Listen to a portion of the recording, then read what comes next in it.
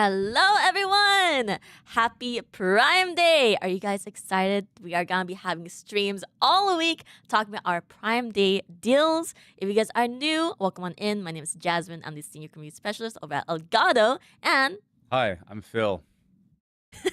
that's it, Phil? That's my prime intro. That's All my right, well, prime I guess intro for this week. this is a Prime intro. I'm just gonna leave it there. If you want to, you can read more. There's read the description there.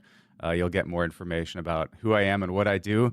But yeah, I'm excited to talk to you guys all about the Prime Day deals that we have going on this week. Today, starting with audio and also some capture. Yeah, and I do want to mention that all of our deals are live right now. So we'll be showing the website for you guys, but we are doing specific streams throughout the week just so we have something kind of like, for you guys to look forward to. So actually, let's bring up the stream schedule. Let's go and talk about that real quick. Oh, yes. Yeah. Because we are live literally every single day in multiple regions. Yep, that is correct. And for us today, we're going to be talking all about audio and capture. Tomorrow, we'll be talking about Stream Deck. So if you guys are excited like I am, I love talking about Stream Deck. We have a lot to show as well. And then Thursday, Thursday, we're going to be talking about video. So that's going to be our webcams, prompter, you name it. And then Friday is going to be a nice little recap to go over all of our deals and any other questions you guys may have. That'll be the last day we will be live. So make sure to have your questions ready for, throughout the week for Prime Day. Because this is your best time to upgrade your setup, guys. We also have our Japanese the best streams. time was during Elgato Week. The second best time, if you missed Elgato Week, is right now during Prime Day. There you go. You're not wrong. You're not wrong. All right. Awesome. So I think let's go ahead and I do want to mention, you guys might have already seen it. We do have a giveaway sometime throughout the stream. So we are going to be giving away a Wave Neo. So stay tuned. You guys already know the drill. We'll give away the keywords sometime throughout the stream. If you're watching from YouTube, this giveaway is only on Twitch. So you guys are free to stay on Twitch or on YouTube for now. But when we say that the giveaway is starting, you should hop on over to Twitch, type in the keyword, and that's how you'll be entered to win a Wave Neo today. Actually, a little birdie told me, and this is just purely like for this live stream, the giveaway absolutely is happening over on Twitch. So if you're watching on YouTube, you can continue watching there. Just hop on over once we start doing that. However, I believe I saw something that YouTube is re-adding DMs. Oh. Pretty soon. Or maybe they already did. But either way, I thought I read something like that. So chat, maybe someone can confirm. Is YouTube re-adding DMs? Didn't they put that out there? Or did I just see some sort of, like clickbait, rage bait, something like that? We will probably have to look into that because if that is the case, then in that way we can actually, or we'll still have to do some type of way to end the giveaway because there's no way of tying the giveaways together unless we do a form, for example. We can talk more about this later. We'll figure it out. We'll figure it out basically. We'll talk more about this later. Anyways, I see someone in chat says that I did have a question regarding the Prime Day deals for upgrading the setup. Let me go and bring this up here.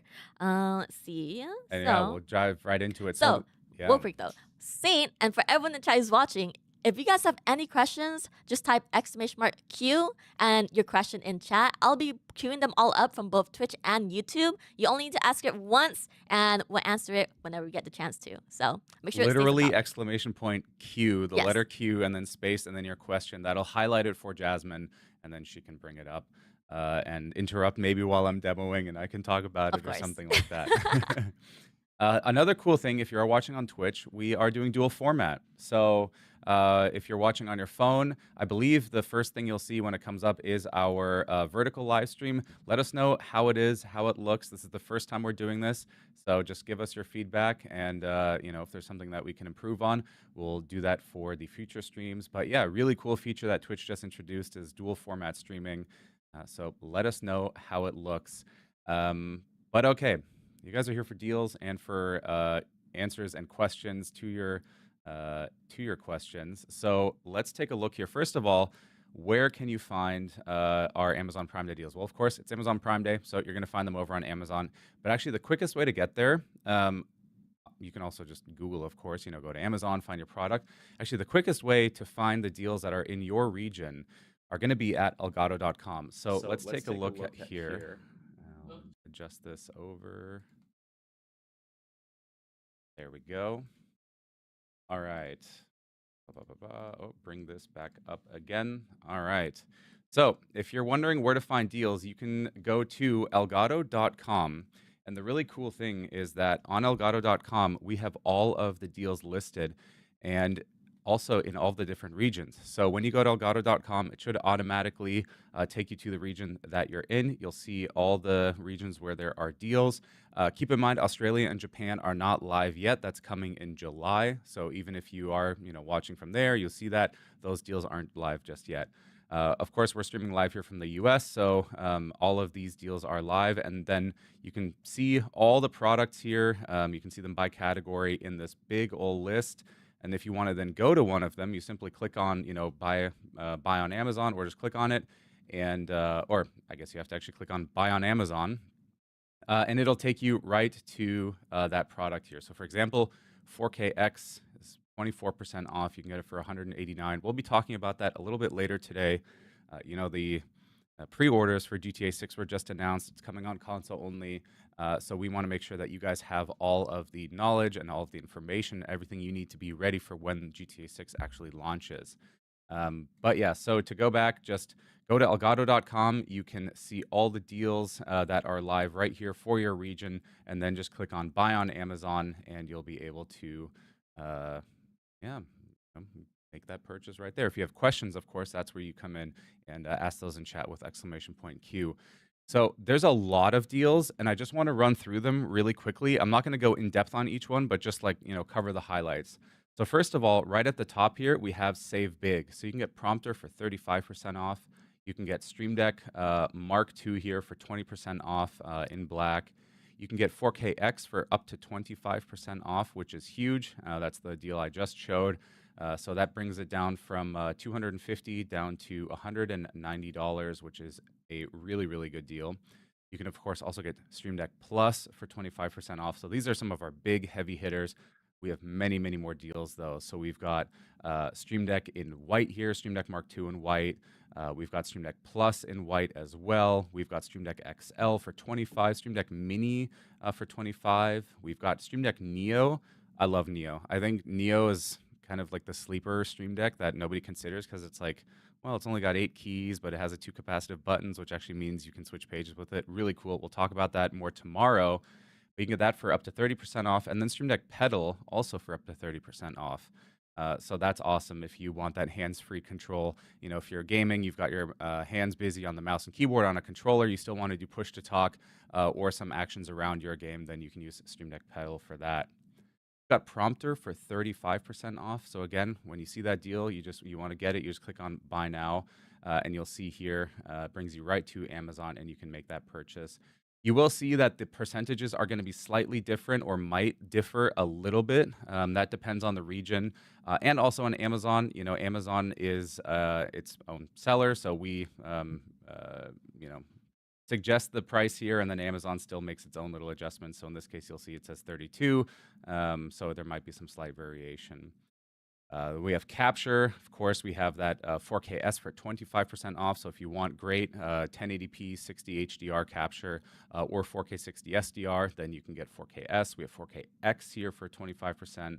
4K Pro, which recently got a firmware update that enables 4K 120 capture with a 4K 120 HDR input, which is really cool. And then also Camlink 4K if you want to bring in video and up to 4K 60 from your camera. Mic arms. I've got to talk more like a rodeo. Like I don't want to do a mic arm and a mic arm pro for 25 and 30% because there's just so many deals. But yeah, we've got Wave Mic Arm Pro here in white up to 20%. Wave Mic Arm LP in white up to 30. Wave Mic Arm LP in black up to 30. And then of course Wave Mic Arm Mark II as well, that traditional high-rise mic arm for 25%. Then microphones itself, we have Wave Neo. We're also giving one away, so stay tuned throughout the live stream. Of course, ask your questions, interact with us, and we'll also do a demo of how Wave Neo sounds. We'll do a demo of Wavelink, the software you get with Wave Neo, and then you can also win it in a giveaway. If you, don't want to make the purchase, you can just hang around. We also have Wave DX. Wave DX is actually what you're hearing right now. So I'm coming in through Wave DX. It's actually going into a Wave XLR Pro. So we have very minimal processing applied. If you like the sound, if you like what you're hearing, then this is Wave DX, and you can get Wave DX for 35% off, which is just incredible. I mean, let's take a quick look here at this. That brings it down to just $66. Now, don't take my word for the sound quality. I mean, you're literally hearing it. We've had people say, and this is other people, that we've had people say that this thing sounds just as good or if not better even than like a Shure SM7B. So don't take my word for it. Go online, look at the reviews. Wave DX is awesome. You can get this for $66 right now. So if you've been looking to upgrade, go to a full XLR setup, or if you've just been looking to upgrade to our XLR mic, then Wave DX might just be for you. All right, cameras. We've got 4K Facecam 4K here for what is that? 25% off. Facecam Mark II 35 and Facecam Neo for 25%. Lighting, we've got Keylight up to 25% off, and then also Keylight Neo, and in various different configurations. So you can get Keylight Neo with its base mount that goes on top of a monitor. You can get Keylight Neo without a monitor mount. So if you already have your own mounting solution, that's awesome. You can get it with the stand, or you can get it with the clamp as well. All of this is going to be Keylight Neo in white. Then Embrace, 20% off. Jasmine, what do you think about Embrace? How, you're sitting in one right now. What do you think about it? It's very comfy. It's crisscross Apple friendly. So because we do get a lot of questions about that, why not you can like crisscross, and no, I love it. It's very very cozy, and like it's very especially if you stream or work for a long time, because we've been sitting on these every live stream. Like ever since this was released, for all of the live streams, we'll be streaming for like 4 hours. Sometimes I think this one time we had like a 6 hour stream, Mm-hmm. and Yep. it's been very cozy in comparison to any other chair I've actually sat on before. So I definitely think if you guys are looking for upgrade, Embrace might be the way. Embrace it. It's the Embrace it. way. It will embrace you, It that's will for sure. embrace you. All right, and then coming back to it, the last little bit here, we've got a couple bundles. So if you're looking to get a full prompter, if you're looking to get kitted out with prompter, in fact, during our prompter showcase and our video showcase, we're going to show you Elgato Studio 2.0 again, which is the software for prompter, coming into beta very soon. Which is super exciting. But if you want to get started on the hardware side, you can get the prompter mounted bundle here, $300. Actually, wait, is this? Oh, wait, these are just sales on Elgato.com even. I don't think these aren't even on Amazon, right? Yeah, if I just hit, okay. So these are just on Elgato.com. So that's an option too. If there's a bundle that you want to get, then you can get those right here on Elgato.com. And then there's also Marketplace. Yes, wait, I could talk about Yeah. this actually. All right. All right. So, chat, if you guys are looking for anything at Marketplace, use the code Prime Day to get 20% off on off select Marketplace items. And we're going to have an amazing guest starting tomorrow and also on Thursday. Because I'm so used to Monday, Tuesday, Wednesday, right? Because usually we start on Monday. So it's throwing me off. Okay, because today is Tuesday. Yeah. So we have one Wednesday and Thursday. So tomorrow we're going to be having guests Icon City and Stephanie, who'll be going over makers, marketplace, and Icon City's profiles. And icons. It's going to be really cool to see. And then Thursday, Stephanie has a segment, and she's going to be talking all about makers, about a lot of marketplace items that are on sale. So it's going to be very exciting to see. We will be talking more about that, but make sure to check out the marketplace. Well, let's take a quick look here how that works, right? So I've got Marketplace pulled up here. You definitely can't miss it. Our team made it very big. So if you use this code Prime Day during checkout, you'll get 20% off, right? So the way that works is if you find a plugin, a wallpaper, an audio effect, a profile, whatever it might be, you can go ahead and simply add that to cart. And once you're in your cart during the checkout, you'll have to sign in, of course, but there's going to be a area to enter a code. Just make sure you enter that code Prime Day, and you'll get 20% off the products that are part of this. Not every product on Marketplace is a part of it, but there will be. There's basically this list here that you can see. So you can go buy plugins if you have a Stream Deck. You can get profiles if you've been looking to get a head start on, let's say, DaVinci Resolve using your Stream Deck. Or if you're looking for some like audio effects for Wavelink, there are many, many different products from Marketplace that are on sale. So take a look there as well, only during Prime Day right now. Ooh, I think that just about covers it. Lots of stuff going on, right? And we do have some questions already Oh, too. I'm sure we do. But I also do want to mention for anyone asking questions, please make sure to specify the product that you have a question about. Only because I only say that because we go through a lot of like information, and sometimes when I queue up questions, we'll go back to that question, I'll read it, and I'm like, oh.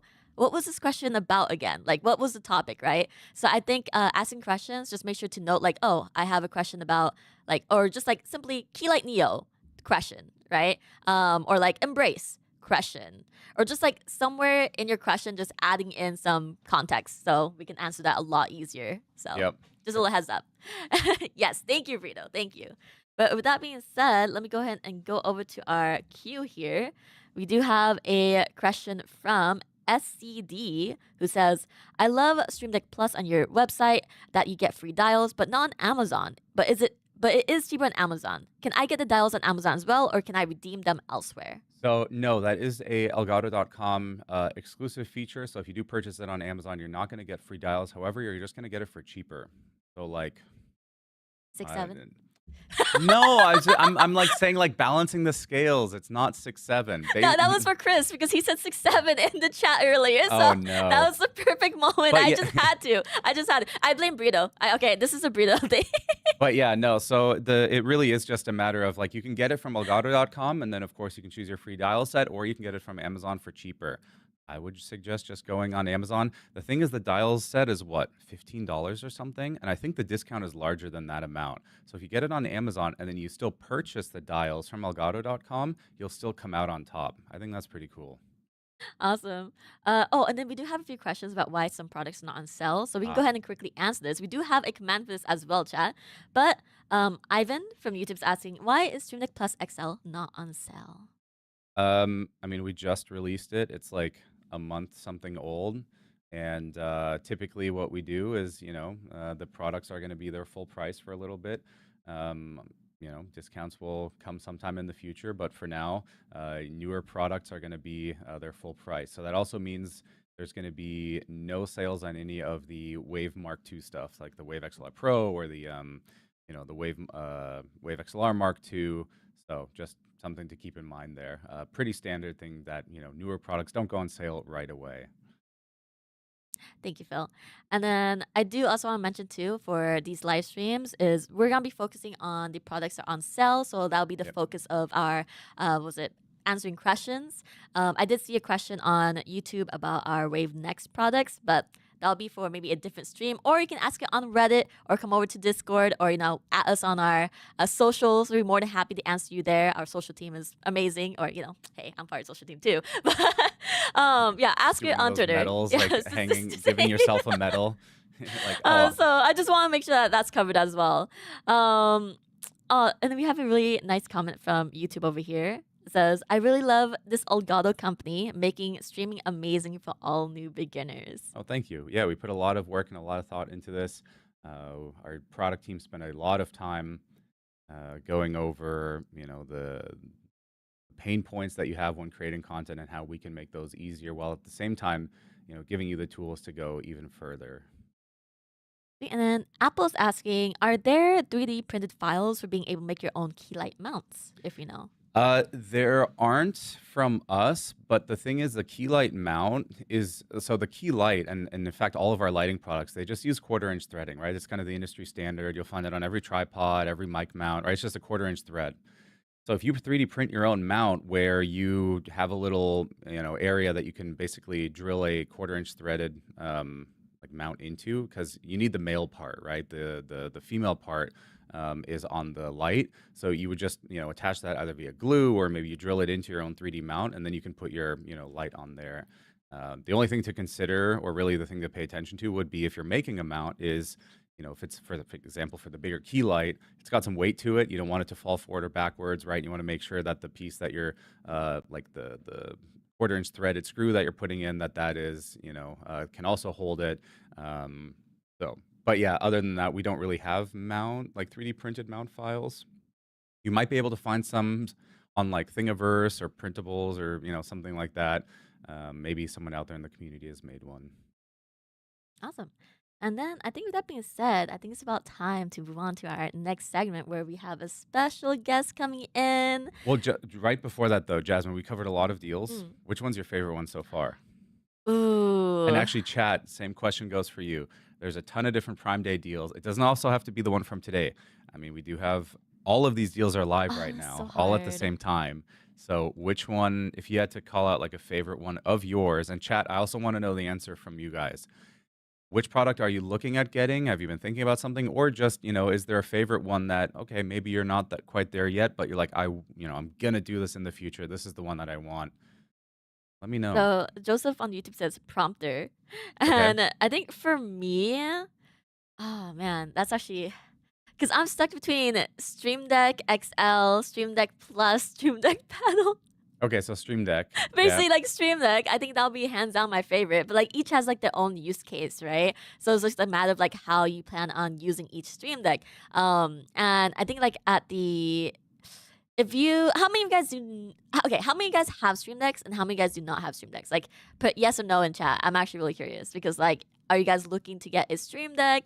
Because we're talking about my favorite product first. Okay, Phil, you can come after. Also, this is a trick question. Jasmine is kind of evil, but this is like a trick question. What do you mean? Trick question? You'll see. You'll see.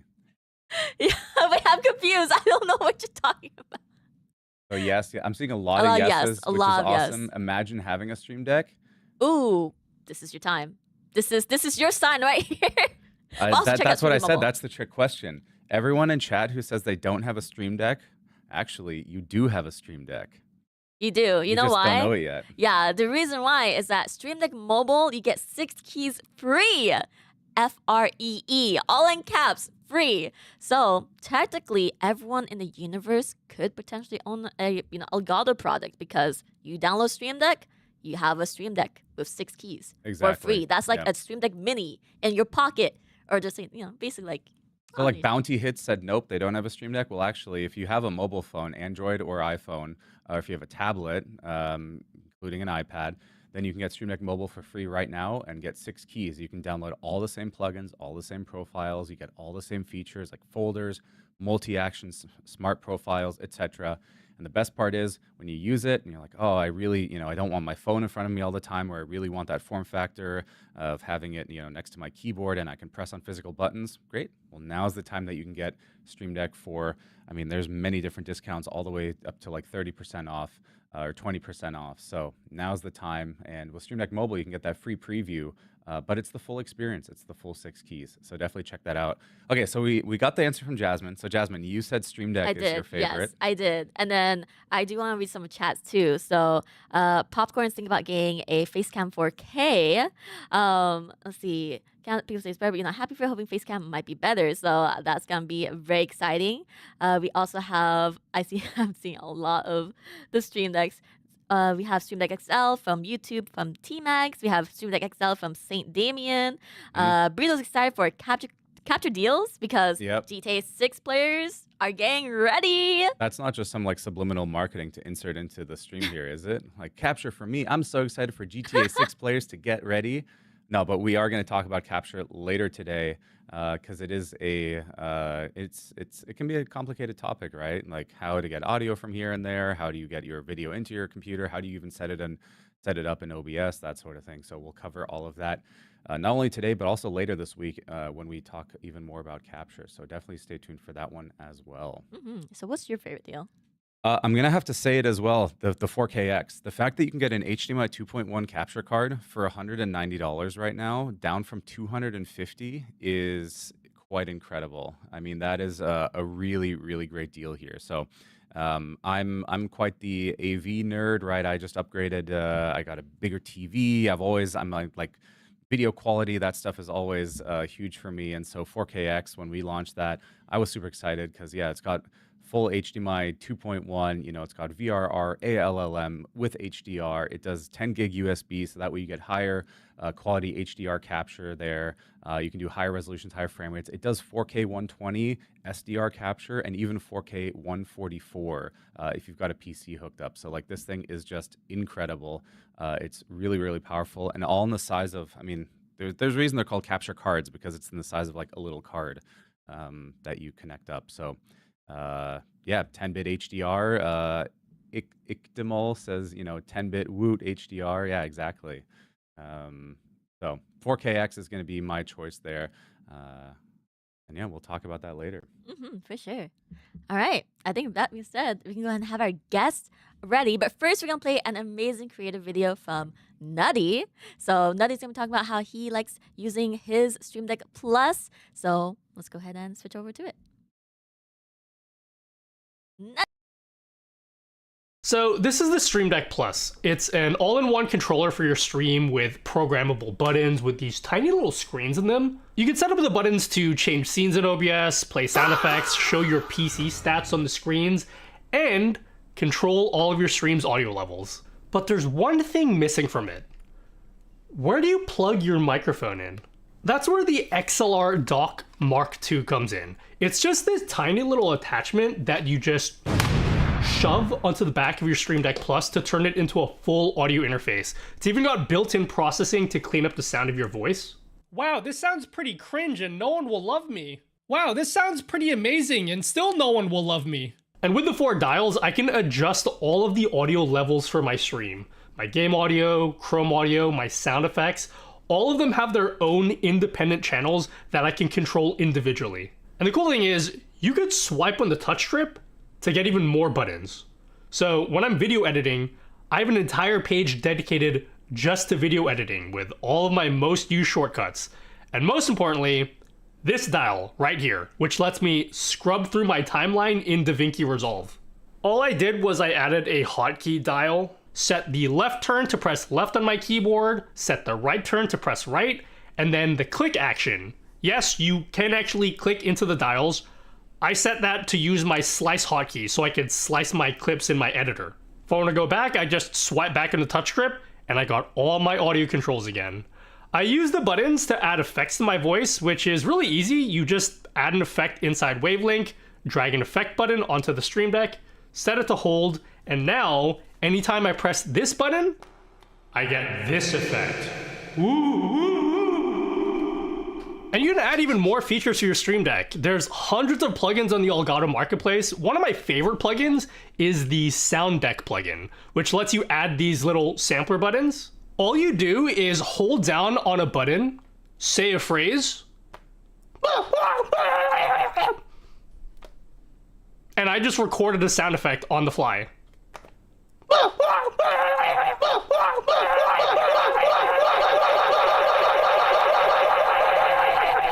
One of the most underrated features, if you need more than 8 buttons, you can create your own virtual Stream Decks that you can click on with your mouse, and they just work like regular Stream Deck buttons.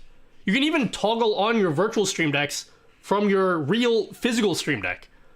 I'm not joking, I added like 4,000 extra buttons this way, and the only reason why I didn't add more is because the joke stopped being funny at like 1,000 buttons, and everyone kind of stopped laughing by that point.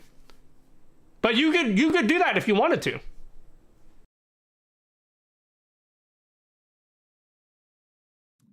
And we're back. Thank you to Nutty for that awesome video. And I'm joined now by our guest for the show today, and that's Brett. Brett, why don't you go ahead and introduce yourself? Well, hey everyone. My name is Brett. I work with Phil, technical video producer. So I make a lot of the videos on the YouTube channel, a lot of the tutorials. So my job is a lot about education and explaining how our products work and how to get more out of them. I think you're also for some folks who are wondering about who do have Wave Mark II devices. You're working on a DSP video right now, right? That'll be going up soon. Yes. Yeah. So we've talked about how the DSP kind of works in shallow terms, but we're doing a full length, I think it's like 11 minutes now, about how to use every DSP effect with Wave FX. So the low cut, expander, compressor, voice tune, that kind of thing. So look forward to that. That should be out quite soon. Yeah, we'll take your word for it. um, That's all I have. once you're off the live stream, but cool. So part of a large part of our deals on Amazon Prime Day right now are audio related. We've got Wave Neo, we've got Wave DX, we've got some microphone arms. Um, So in a nutshell, like why is audio important in creating content, and how would you differentiate between say audio and video and gameplay? Like kind of how do those rank there? Um, I guess the way I would describe it is like when you're watching a video that's trying to tell you something or teach you something, or if you're watching someone do a stream, right, about a game, uh, if you have bad audio, no one can understand what you're saying or understand the information you're trying to convey. If you're doing educational content, right, you need to convey that through your speech. Of course, you could do a lot of really fancy graphics, but most of the way we communicate is through our voice. And so that's why audio is really important. And there's been a particular like rule of thumb that's been going around for a long time, and that is you can withstand a video that maybe has great audio quality, but it's using an old webcam or something. Um, that can be really consumable content. But if the video is 8K, but there's a lot of reverb and they're really far from the mic, and you know, um, just the audio quality is not there, then it's probably not going to be as enjoyable or as understandable for the viewer.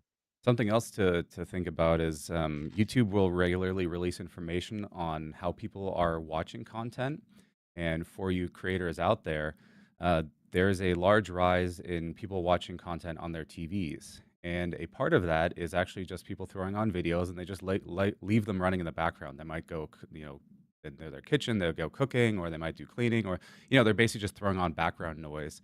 Um, Not saying your content is noise, by the way, but they'll basically just throw on some background audio. Might be a podcast, and so you want to make sure that your audio is really, really, really good, because in that case, well, they'll still be able to hear you clearly as you're demonstrating what maybe it might be an educational video, or if it's gameplay, they'll be able to hear you clearly. Or if it's a podcast, you and your guest come in really well. So that's something that is on the rise. Actually, that's a great question there for chat. How many of you watching do that as well? Like you just kind of have ambient audio on. In the past it might have been a radio, then it might have actually been like daytime TV. Like you'll just kind of have that running in the background. But how many of you actually just will throw on a YouTube video, or YouTube has the autoplay where it just goes to the next one? Would be curious to know, because I certainly do it myself. In fact, funnily enough, most of my YouTube watching has actually turned into TV. I just do it right on my TV, but On your audio new is big TV. exactly, yeah. I'm gonna try to weave it in as many times as I can. But audio is just such an important point there, and we have some great deals that help you get better audio. It starts, of course, at the microphone level, and then there's many accessories that you can get around that. Things like microphone arms that help your microphone be in a better position to sound better, to also software enhancements that you get through our Wavelength software that also get you better sound. Let's see, Ictamol, I still don't know how to pronounce your name, says many times I even fall asleep to audio sometimes. Uh, Copa, I can't, these names I can't. Copa Cat, Copa Cat, you work with her quite often, Jasmine. How do I say it? Kopacaxi? What is it? Kopacaxi? Copa Caxi? I think, right? I hope I said I it like right. I call her Copa though. Let's see. We many more or less always have something in the background says SCD. So yeah, it sounds like that's a pretty common thing. So that's something to think about when you're making content these days. Is not just the having great visuals, having great video, but again, that audio portion of it is so important. Like Brett said, you could watch a 480p video or 480p stream. If the video is bad but the audio is still good, well, people might still tune in. But vice versa, you could have an 8K stream, but if the audio is bad, well, that's not going to be as Yeah. as interesting there. Um, so speaking of microphones, though, we have two on sale right now. Those are the Wave Neo and Wave DX. Those are Wave two, and Neo. and that's what you're using right now, Brett. Yep. Yep. It's Exactly. Wave Neo right sounds. here. And how far away from you is that? Because that's actually quite far. I mean, in terms Yeah, of like this is audio. I don't normally use my sit stand desk in stand mode, but it's about 10 inches away, something like that, which is further than I'd normally be for a microphone. Normally, I'd be probably 3 or 4 inches away when I'm doing a voiceover, but um, I mean, the quality is coming through great even at that distance. And I think that's At one of least the I so believe. at that distance, it sounds really good. I'm using a Wave DX though. Now, if I start moving, what is it, 10 inches away, you're probably not going to hear me very well anymore. I'm going to get pretty quiet. And so, what you're hearing there is the difference between a condenser and a dynamic microphone. Now, Brett, for everyone watching, could you summarize like what is the difference between a condenser and dynamic microphone, and what are the primary use cases? Like, where would you use one over the other, or is there even a best type of microphone technology? So that's a really it's a really simple question, but there's a lot of different things that apply here. So the first thing that I think is probably easiest to explain is that on a basic level, a condenser microphone tends to just be more sensitive. So it can pick up sounds from typically a wider range. So something you might hear about is cardioid or omni. A lot of condenser microphones are technically cardioid, but they're a little bit wider. They're a little bit more forgiving from a distance because they can just pick up more detail. Um, but because they pick up more detail, they're more likely to pick up what's happening in the room. So if you're in a really quiet room, a condenser can give you fantastic results. Um, and that's where, hey, if you actually Wave Neo comes with voice focus, believe it or not, in Wavelink, and you can use that for cleaning up your audio if you're in a little bit louder of a room. But on the dynamic side, dynamic microphones are really good at rejecting background noise. Um, and some of that is how you use the microphone. You tend to need to be a little bit closer, and then you drop the gain just by virtue of that. They handle the noise in your room a little bit better. But also, they have a different tone and character to them. And with Wave DX, we designed that to be a pretty neutral sound to it, so you can really customize how it sounds through EQ. But in general, um, Wave GX is gonna give you, yeah, that more neutral tone.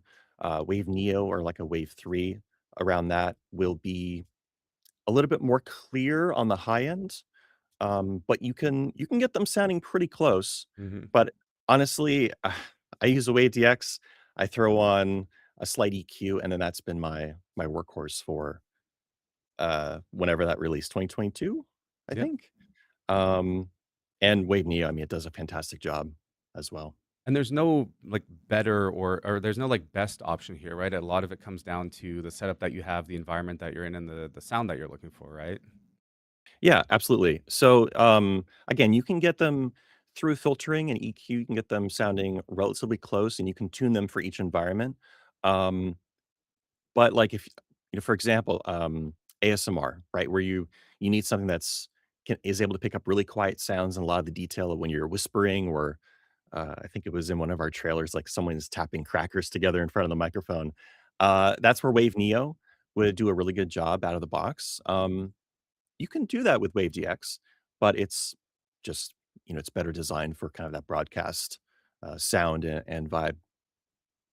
All right. So yeah, there's no kind of better option when comparing a dynamic and a condenser microphone. It purely comes down to kind of your setup, your use case, and the type of content that you're trying to make. Of course, for spoken word, quite often, especially in scenarios like this, you'll hear dynamic microphones a lot. We are using Wave DXs here. However, what you'll see typically in singing, for example, or in content where there's music and musicians, you'll actually see condenser microphones a lot because you do want to pick up kind of all of the entire higher end frequency range there, and condenser microphones will do a little bit better job at that than dynamics. However, where you'll find dynamic microphones in the case of music is actually near drums because there's so much volume coming out of a drum set that you'll have a dynamic mic there so that it doesn't overpower the microphone. So there's it really just comes down to your preference and your setup. Now we have two mics on sale. That's Wave Neo and Wave DX. Let's take a quick look at this again. So we'll start here on Elgato.com. If you're looking for these deals, this is going to be the easiest way to find them. Just head to Elgato.com, and then you can scroll. Or on the left side here, you also have uh, like a product picker, so you can just go down here to microphones. Takes you right down there, and let's start off with Wave Neo. So you can get Wave Neo for right now. It's in the U.S. for 31% off, and That brings it down to just $61. Now, Wave Neo is a great microphone if you're just getting into creating content or looking to upgrade from, say, a headset mic or something. Maybe you've also just been using your laptop microphone for quite a while and you want something that sounds a little bit better. Wave Neo is a great option there. It's very simple to set up. It comes with our Wavelength software, which we'll cover in a little bit, and it comes with that voice focus audio effect, which removes background noise, which Brett is using right now, actually. And that's how he's able to get so far away.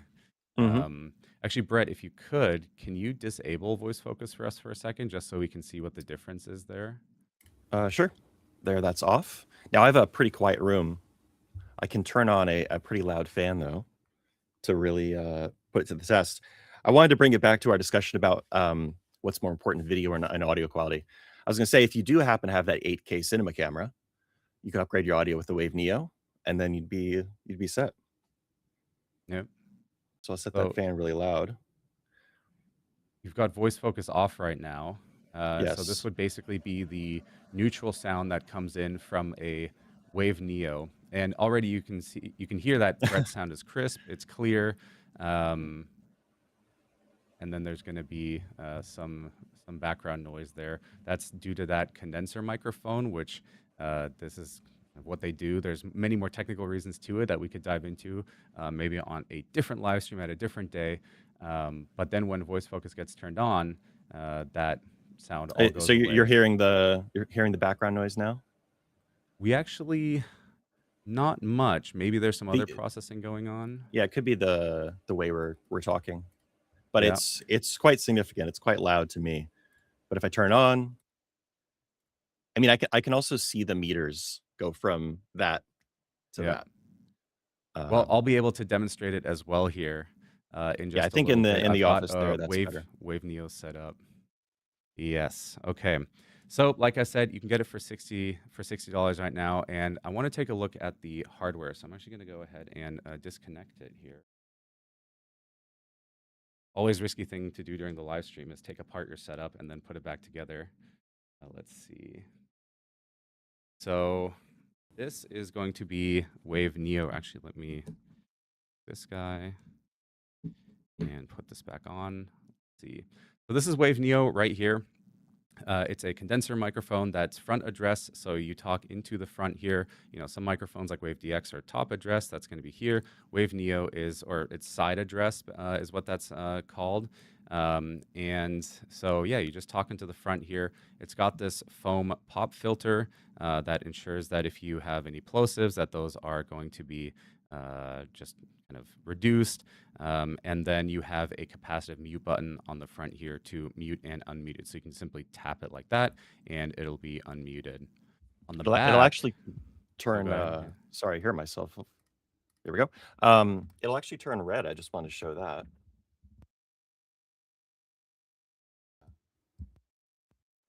Yeah, I think the light that you have. I'll see if I can demonstrate that a little bit better, because I think the light is blending it out a little bit. But yeah, once I plug it in, I'll be able to show the mute and unmute. It does turn red.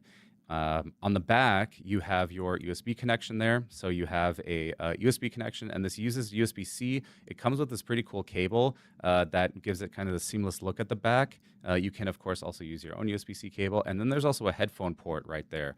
So that's where you can attach a headphones to, and then you can hear yourself in real time, and you can hear your computer audio coming through it there. And then on the back, lower on the mount here, you have some cable management, like kind of cable guides here. So this ensures if you have the USB cable and your headphones connected, that the cables go down really nicely down the microphone and keeps your setup organized. And then all the way at the bottom, you of course have your weighted base here. So this is just a full metal base that makes sure that when the microphone is on your table, it's not tipping over, it's not falling over, and the design, we were talking about how audio is important, and it starts, of course, with the microphone, but a way to get the audio sounding really good is actually getting the mic close to you, and that's why we have this stand design here where the microphone is actually lifted off of the table quite a bit to make sure that it's closer to you when it's sitting on your desk. I'm going to go ahead and plug it in again, and then let's do a little sound test. And the nice thing is you've been hearing me through Wave DX, you've been hearing Brett through Wave Neo, and we'll show you here what it sounds like just kind of completely raw out of the box, and then when you apply some voice focus within Wavelink. Go ahead And while he's setting up that, I just wanted to mention that with Wave Neo, um, it has a quarter-inch connection. So just like all of our other microphones, you can mount it right uh, to some other stand that you have. It could be a Wave mic arm, or yeah, anything essentially that has a tripod mount that is a quarter 20 connection or thread. Um, All right, so you can see here, I've got Wave Neo now set up in front of me. I'm using I've got the USB cable plugged in. I've got the headphones plugged in. I'm using the little cable guide here to ensure that it's nice and organized. And now I'm gonna go ahead and we'll use these headphones here and bring up Wavelink. And at this point, I'm going to go ahead and mute myself on the Wave DX, and then we'll switch over to the Wave Neo directly. And actually, let me make sure voice focus is off so you guys hear the bass audio there.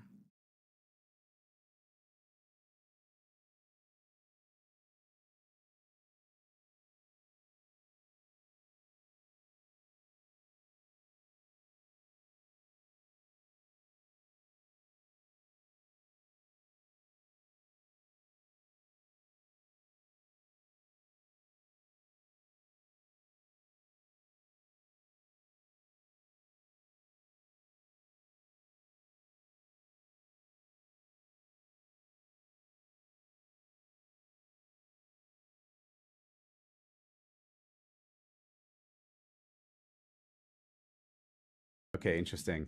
Am I back now, chat? Yeah, okay.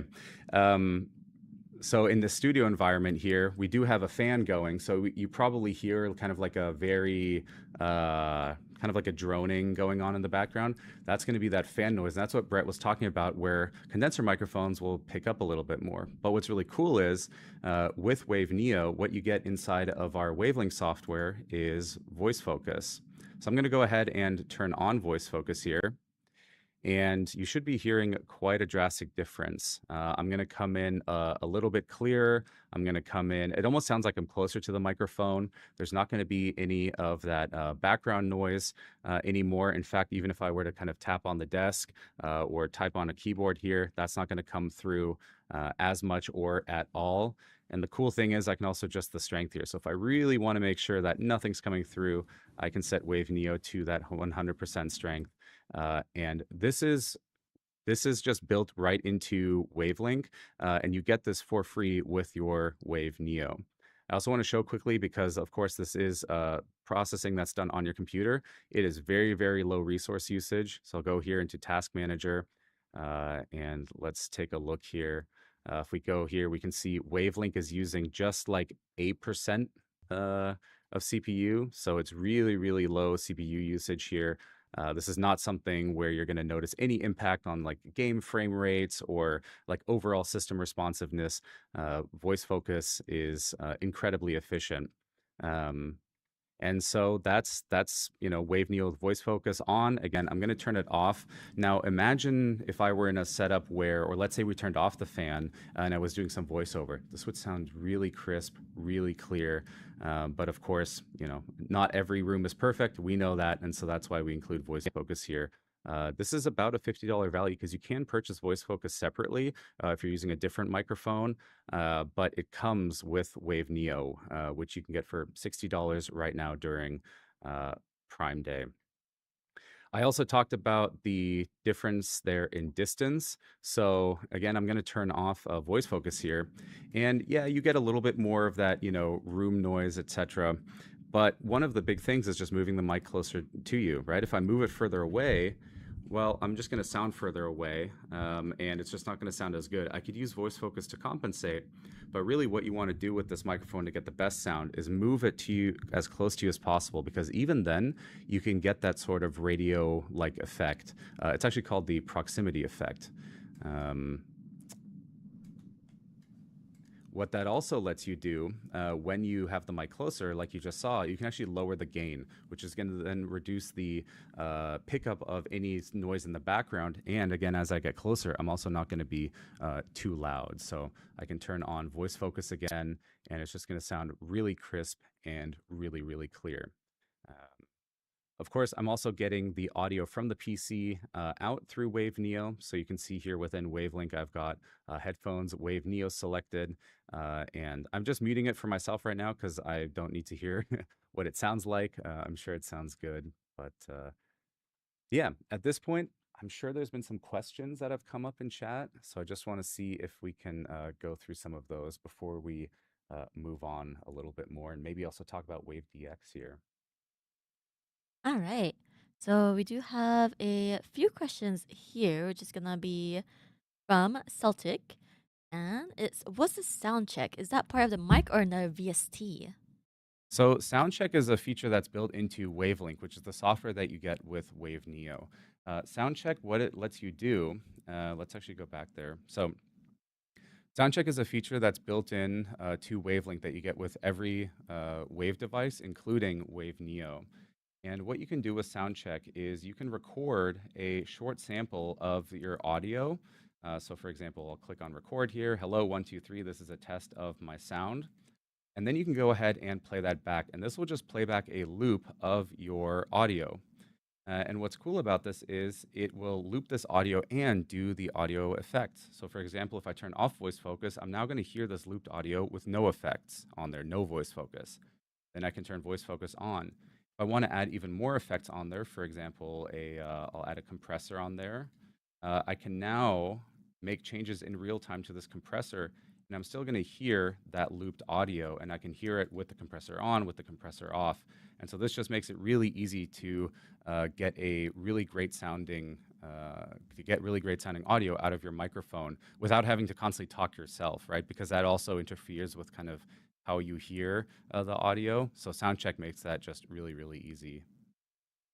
And yeah, Soundcheck is going to be specific to an Elgato Wave microphone. So in this case, that's going to be Wave Neo. It also works with all of our other microphones as well. Awesome. And next question is from Vampro, who's asking, does Wave 3 Mark 1 also have voice focus? Brett, maybe you want to take that one? Yes, actually, every Wave device has access to voice focus. And I say device specifically because it needs to be something that's essentially USB into your computer. So that'd be a Wave Neo, Wave 1. Sorry, wow, sorry, throwback there. Wave 3, but also, we talk about Wave DX is on sale, but since that's an analog device, right? It's not actually connecting directly into your computer. You wouldn't get voice focus with Wave DX, but if you connected that to, say, Wave XLR, then you would have voice focus with a Wave DX. Um, and that is the same voice focus that we have on Marketplace. It's the same uh, technology, just right on the microphone when you select it in Wavelink. Awesome. They said thank you.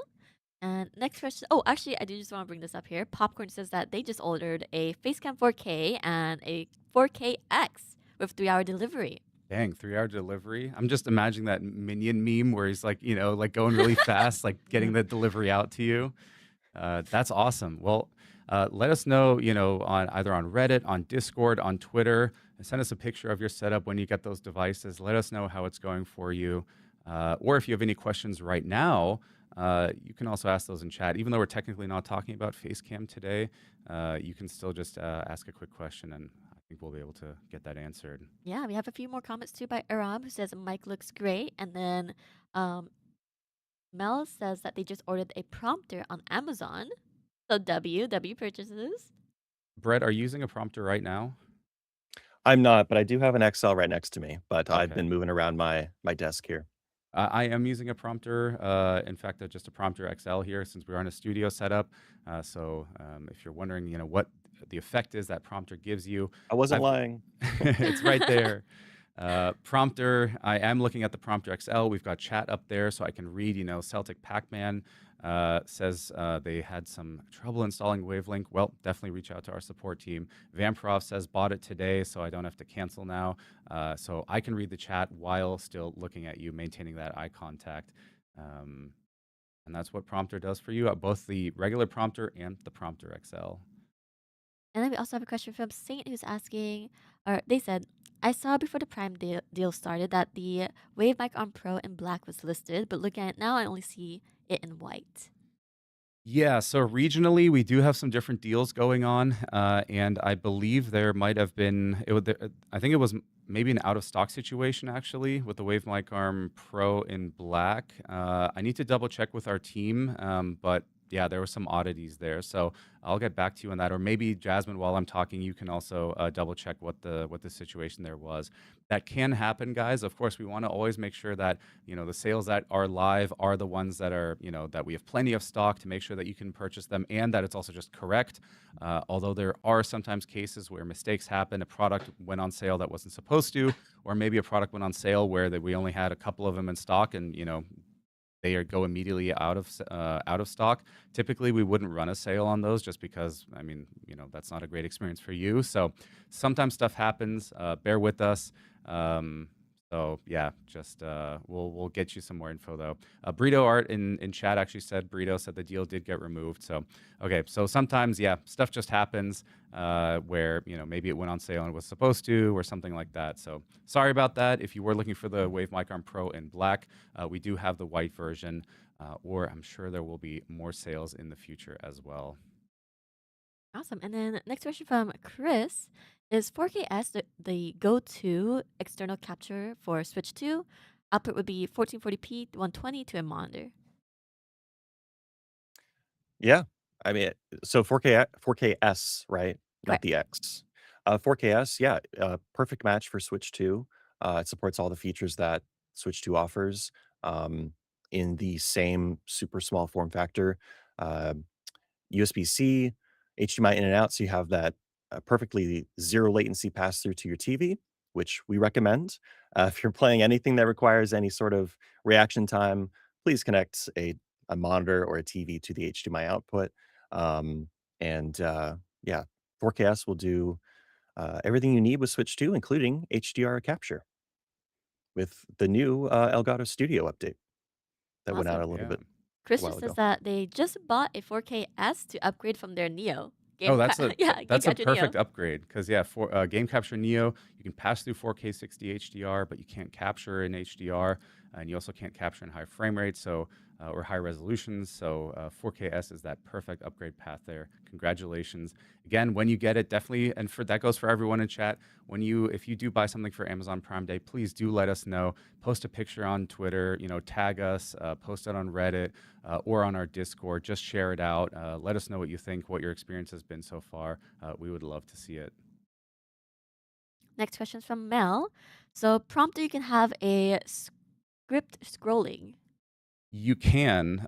When are we talking about Prompter again, That's more specifically? video. I believe that's gonna be on Thursday. That's on Thursday. Yes. So if you want to learn more about Prompter and you also want to see Elgato Studio 2.0 in action, the beta for that is coming soon, which is going to replace our Camera Hub software, then stay tuned and come back on Thursday. And we'll be talking all about cameras, all about Prompter, all about the software experience that you're getting. That doesn't mean leave now. No. Keep watching. Keep watching. But definitely also tune in on Thursday.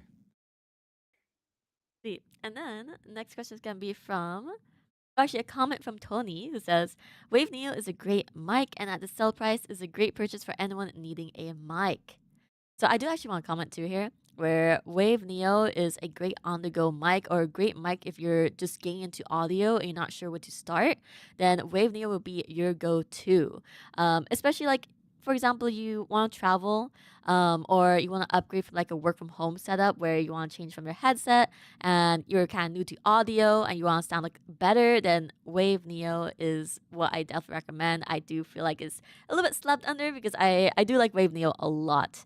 I use Wave Neo when I'm doing like cooking streams or like whenever I'm traveling. I also like to use it for my phone. So when I'm doing like some phone streaming, I just plug in and the audio comes through from Wave Neo directly. Sounds great. So Let's put it this way. If you also either are in doing like remote education, or if you are sitting in a lot of meetings every day, Wave Neo is also going to be a big upgrade there compared to your typical headset microphone, or even in a lot of cases something like AirPods.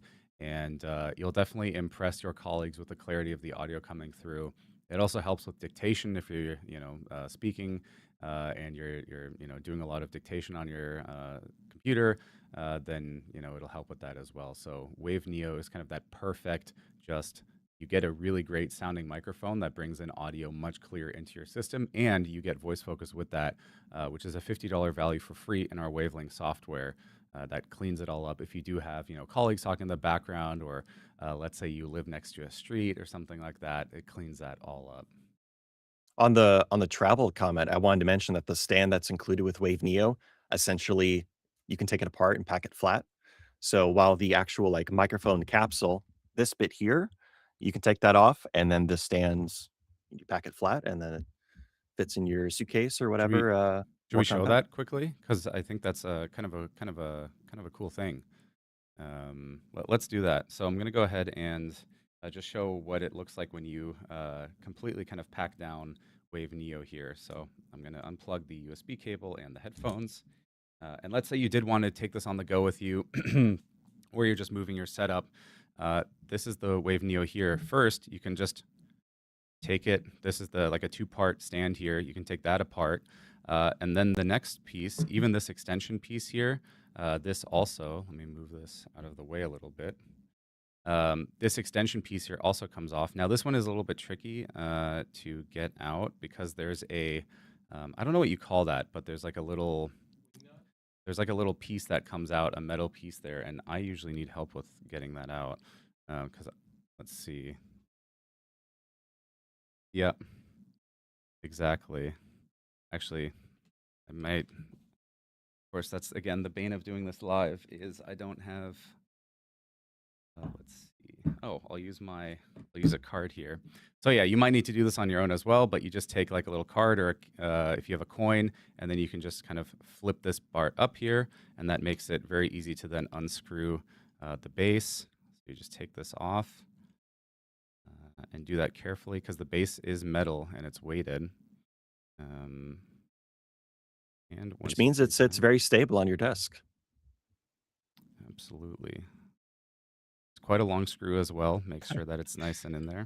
There you go. So now you have the weighted base. You have this kind of main extension rod mount here, and then you have the mic as well right here. If you wanted to go even further, you could even detach the mic from its arm there, although I wouldn't suggest doing that just because, yeah, you might want to keep that attached. But you can see it folds up really compact, and you could easily throw this in like a travel bag, or if you had like those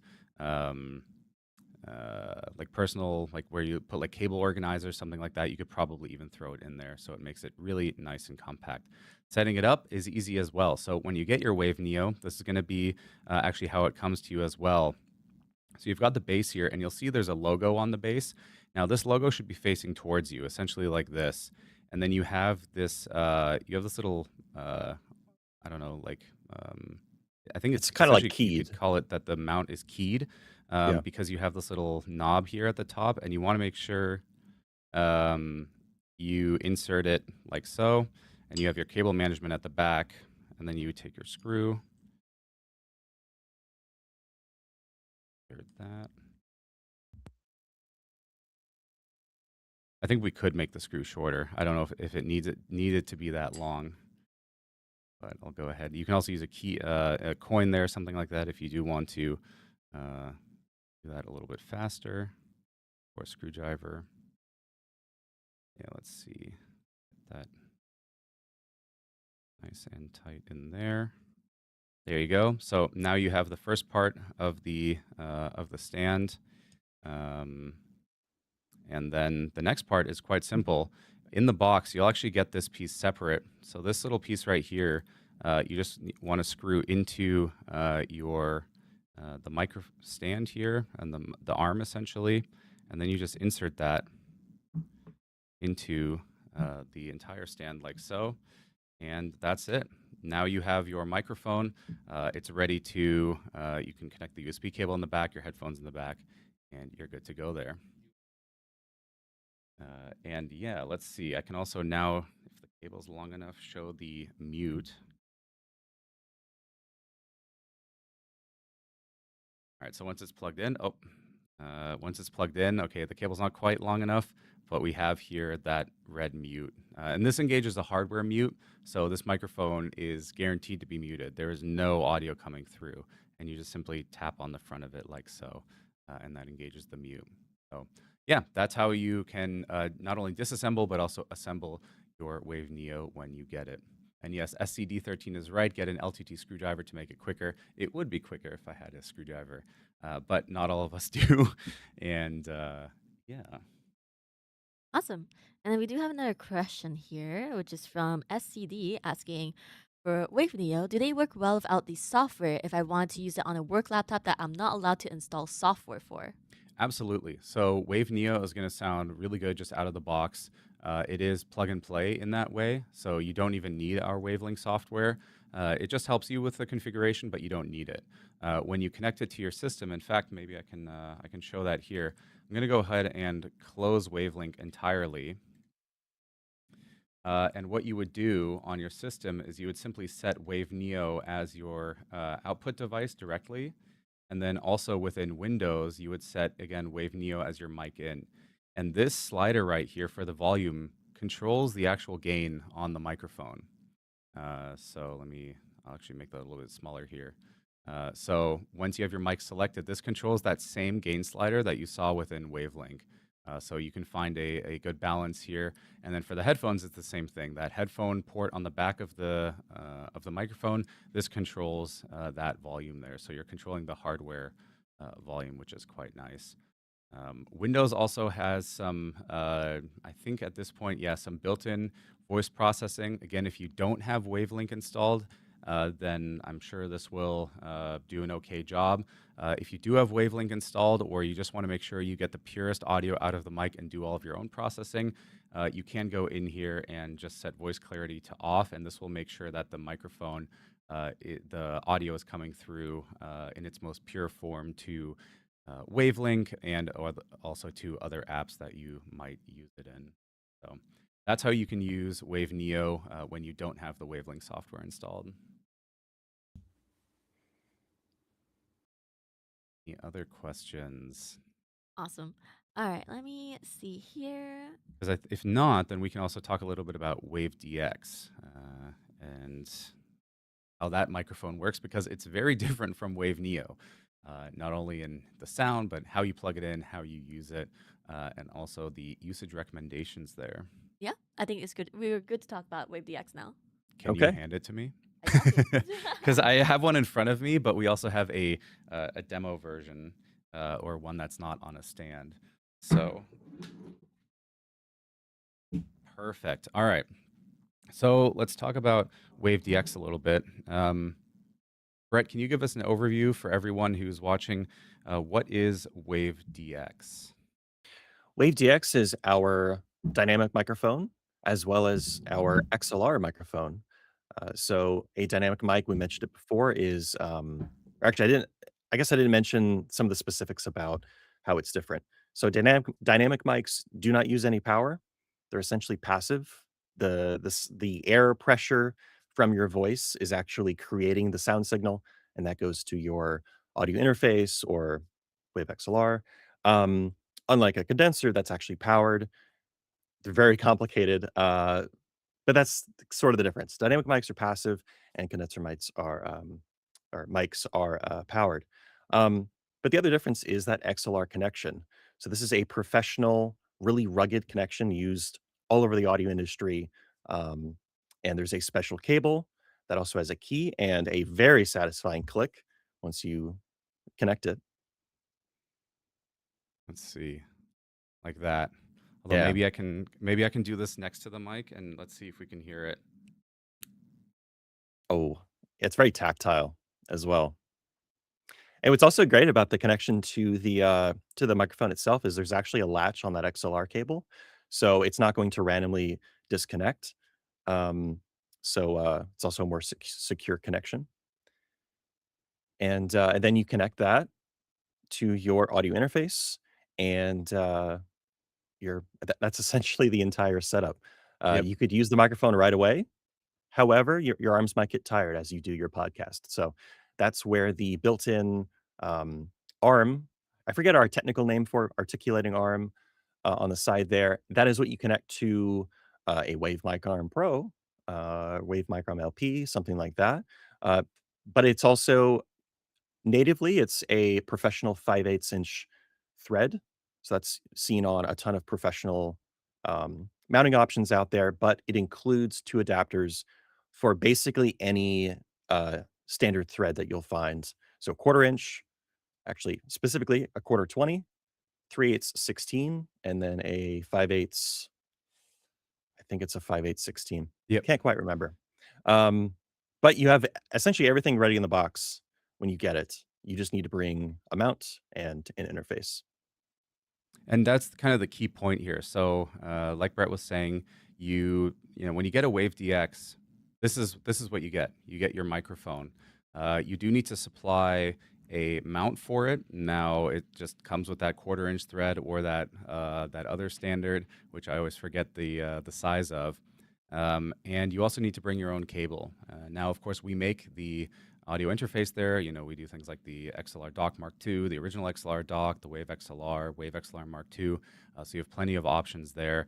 Or you can also use your own audio interface if you'd like. But you do need to connect this to something that takes that XLR and converts it to essentially USB. And that's called a DAC, basically a digital to or sorry, the other way around. Yeah. Like in this case, it's more of an amplifier or an amp that connects to takes the analog signal and converts it to digital. Um, Pretty commonly, if any of you out there who are looking around for what this connects to, very often it's known as just an audio interface. Uh, and that handles everything. So it's doing the amplification, it's digitizing it, and then sending it to your computer. And then the other part is going to be, like I said, that mounting solution. So we have, of course, that it comes with this 1/4 inch thread here and that other size, and then you need to provide your own mount. Could be a mic arm that you already have. Wave DX isn't particularly heavy, so it'll work with pretty much every mic arm out there. However, of course, we also have some mic arms. In fact, those are on sale right now, as is Wave DX. So let's take a quick look at those sales and how much you can get Wave DX for. So if you like the sound of Wave DX, that's what I've been using this pretty much this whole time. Wave DX here is connected to a Wave Mic Arm Pro, and that's connected to a Wave XLR Pro, and that's how we're getting the audio in. It's only using the onboard DSP effects. There's actually no additional software processing being done here. So looking at Wave DX, you can see here you can save up to 35%. Going on Amazon, you'll see that brings it down to just $66, which is quite incredible for how good this microphone sounds. It's full metal construction. There's no like plastic bits on this. It's really heavy duty.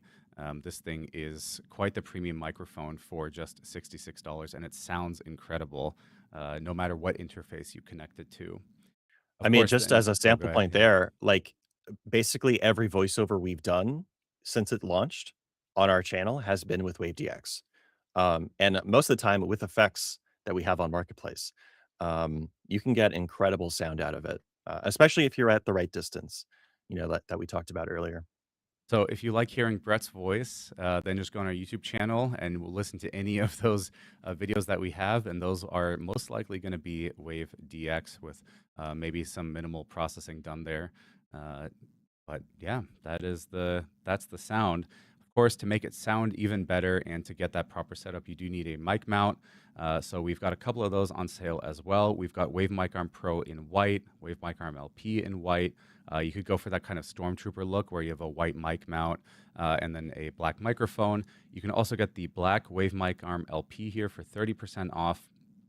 So this one here, also quite crazy. You can get it for just $69.99. That's 30% off for a full metal construction, low profile mic arm. This thing is awesome. And it'll just bring the mic closer to you. It's got all of that flexibility, of moving the mic around, getting it out of the way, bringing it closer to you, all of that. And it's got cable routing and cable management built in. Or you can get the Wave Mic Arm Mark II, which is the high-rise version of our mic arms.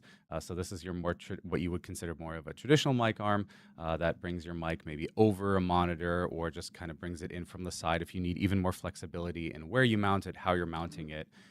It's also metal construction, really heavy duty. And this one you can get for 25% off at just $89. So this thing is awesome. It even has a sneaky low profile mode built in, like this right here. You can kind of see. Can this not show up anymore? There we go. I'm going to make that go away. It's got the sneaky low profile mode built in if you do want to use it like that on occasion. So you have that option as well. So the Wave Mic Arm Mark II is also available for just $89. You put that together. I mean, if you already have, let's say, an audio interface and you are just looking to get a new mic and a new mount, I mean, putting together the Wave DX at $66 together with, let's say, the Mic Arm LP at, what was that? Also 69. I mean, for basically like $130, you get a new mic and a new mic arm, all metal construction, super high quality. That's what Prime Day is all about, getting you guys those best deals. So really, really fantastic. That's Wave DX. Do we have any questions? And I can also show off the mic arm as well, the mic arm low profile here. But do we have any questions on Wave DX? Nothing on Wave DX at the moment, but we do have a comment by Pristine who says 1000% that mic changed my stream. Sound quality is so important. It really is. In fact, somebody I was recently traveling with, kind of bring back the point that audio is really one of, if not the most important things about your content. Someone I was just traveling with, they fell asleep every night listening to a podcast. So put their AirPods in, and they would just listen to a podcast till they fell asleep. Again, if your audio is bad, you can't really do that. If your video is really, really good, well, they're not watching your video, they're just listening. So audio is going to be that number one thing that you want to upgrade. Oh, and then we do have a question from Mario who says, what XLR mic do you recommend for Wave XLR Pro? I mean, the fun answer here would be we only have one, which is the Wave DX. So there's only one XLR mic that you can get from Elgato. There's obviously plenty of other XLR microphones out there. But at $66 for a Wave DX right now, and given the sound quality that you get out of it, plus the benefits of using it with Wave XLR Pro, where you get those DSP on-device effects, you would be hard-pressed to find a better sounding microphone, again, for that price as well. Like, sure, you could get, some $400 mic that, is quite popular out there, but that's then nearly 5 times the price, and I would bet that you would be happy with the sound of Wave DX. So save that money, spend it somewhere else, get yourself some other cool Prime deals, maybe, upgrade a mic arm or, maybe get a new webcam, something like that. But yeah, definitely would recommend Wave DX there. And on that point about comparing it to really high-end microphones, one thing that if you've looked at high-end dynamic microphones before, sometimes you need special preamps or you need really high-end audio interfaces to drive those microphones because they need so much amplification. That simply isn't the case with Wave DX. In a lot of cases, I'm running mine at, say, 45 decibels of gain, which is well in the range of a lot of audio interfaces just out of the box. You don't need a special cloud lifter or preamp. Wave DX is actually really easy to run on a lot of different hardware. So that also is a cost savings. You don't need to Yep. purchase anything special just to run it with your setup. Absolutely.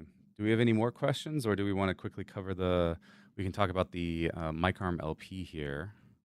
We don't have any more questions, but we do have some nice comments I'm going to go over really quickly. One from Gooby says, I bought an Wave XLR Mark II. They're going to get tomorrow. They're very excited for it. Awesome. And then Ectocaster says they just ordered Stream Deck Neo. They love the page button options. Then we have Gooberosity who says they just got a Wave DX and XLR dock We have for so their many Stream Deck Plus. We have coming. goobies and gooberosity and what was this, the goober army? And then we have Okataki says lots of plugins to make other mics sounds good. Wave DX sounds awesome even without any plugins. And Gooberosity says join the Goob Nation. All right, we're going to move on to talk Okay. about Self-promotion. All right, let's talk a little bit about Mic Arm LP here, which is one of our, we've got Wave Mic Arm Pro, Mic Arm LP, and Wave Mic Arm Mark II on sale. Right away, I'll start off with Wave Mic Arm Pro here. Now, I want to be very clear, the white version is on sale, not the black version. However, I've already got the Wave Mic Arm Pro in black set up here. Of course, the features are the same. It just is the white version. The Wave Mic Arm Pro is a full metal construction mic arm that's low profile. It's clamped onto your desk. It uses a desk clamp like this one right here. So you simply clamp it onto your desk, and then the mic arm inserts into the top of the clamp there. At that point, you have full 360 degree, horizontal rotation here, so you can move it any. Everything okay, Jasmine? Do we need to call an ambulance or something? No. You have full 360 degree rotation on the horizontal axis here. And then the arm part, this comes out, and there you also have a vertical, basically you can change the elevation of your mic. Now, the difference here compared to the Wave Mic Arm LP is going to be that this uses a gas piston spring, which means that no matter where you move the mic arm in terms of the height, it's just going to stay there. It's basically kind of just locked in place. You can freely adjust it, as you can see here, and it'll just stay there. The other really nice thing is the cable management. So I can, there's a metal, it's held on by magnets. There's a metal plate underneath. And this is where you can then manage your cables, and it looks really, really clean. So you have no holes kind of at the top here.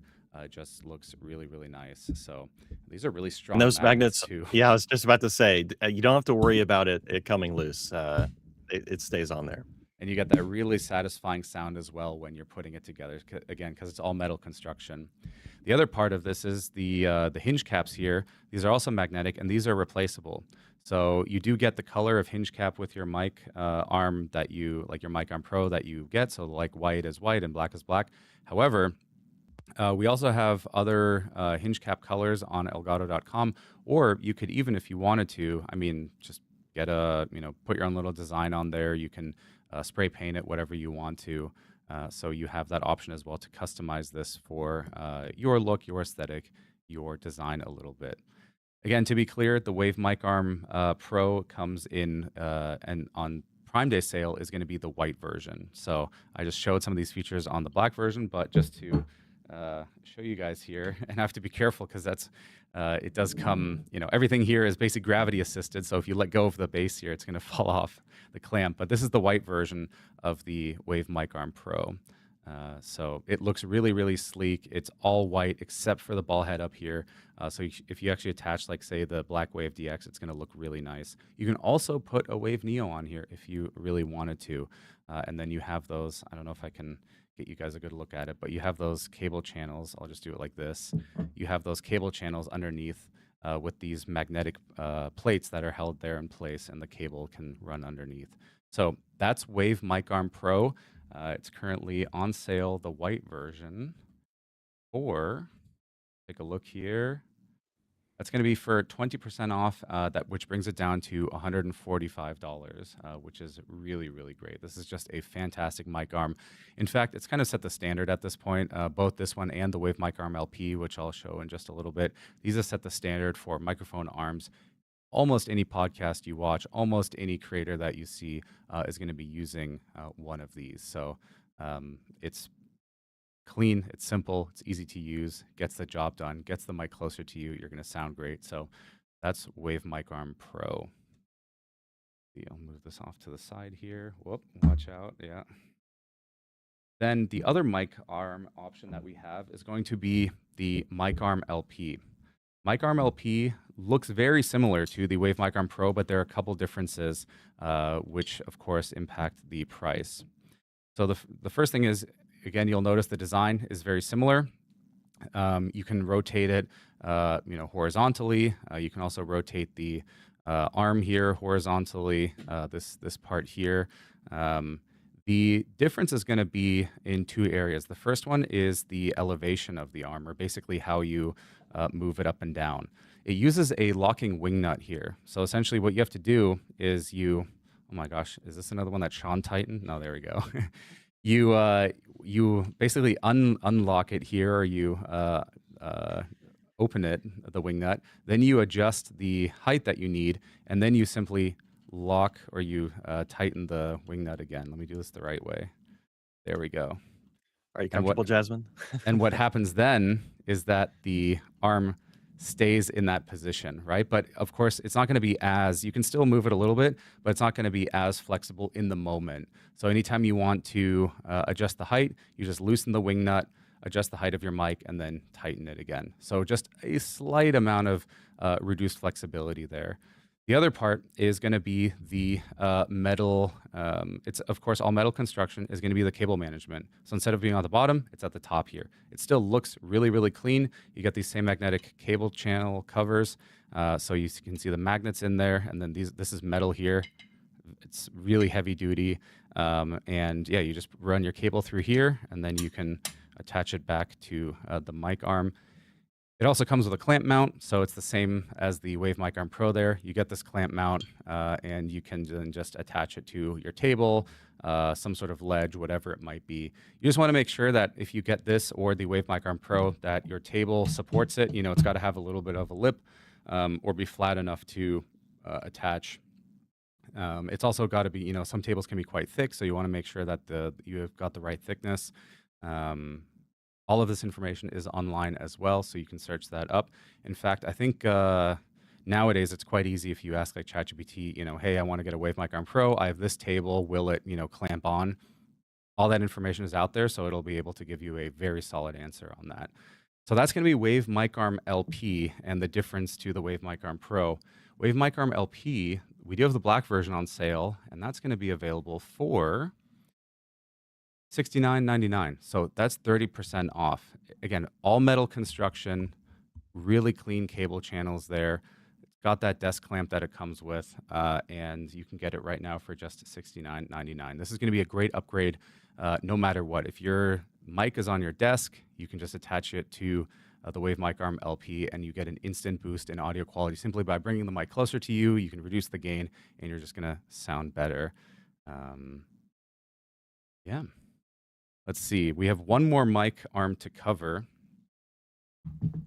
and we'll try this differently. Brett, can you drive this, and I'll do the movement. You do the talking. Let's see if we can make this Okay. happen in real time.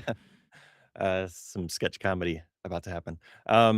So similar to the other two microarms we showed, this one also has the same clamp style attachment to the desk. It might actually, I think it's a slightly taller design, but otherwise same concept. And so once that's on your desk, you slot it in like the others.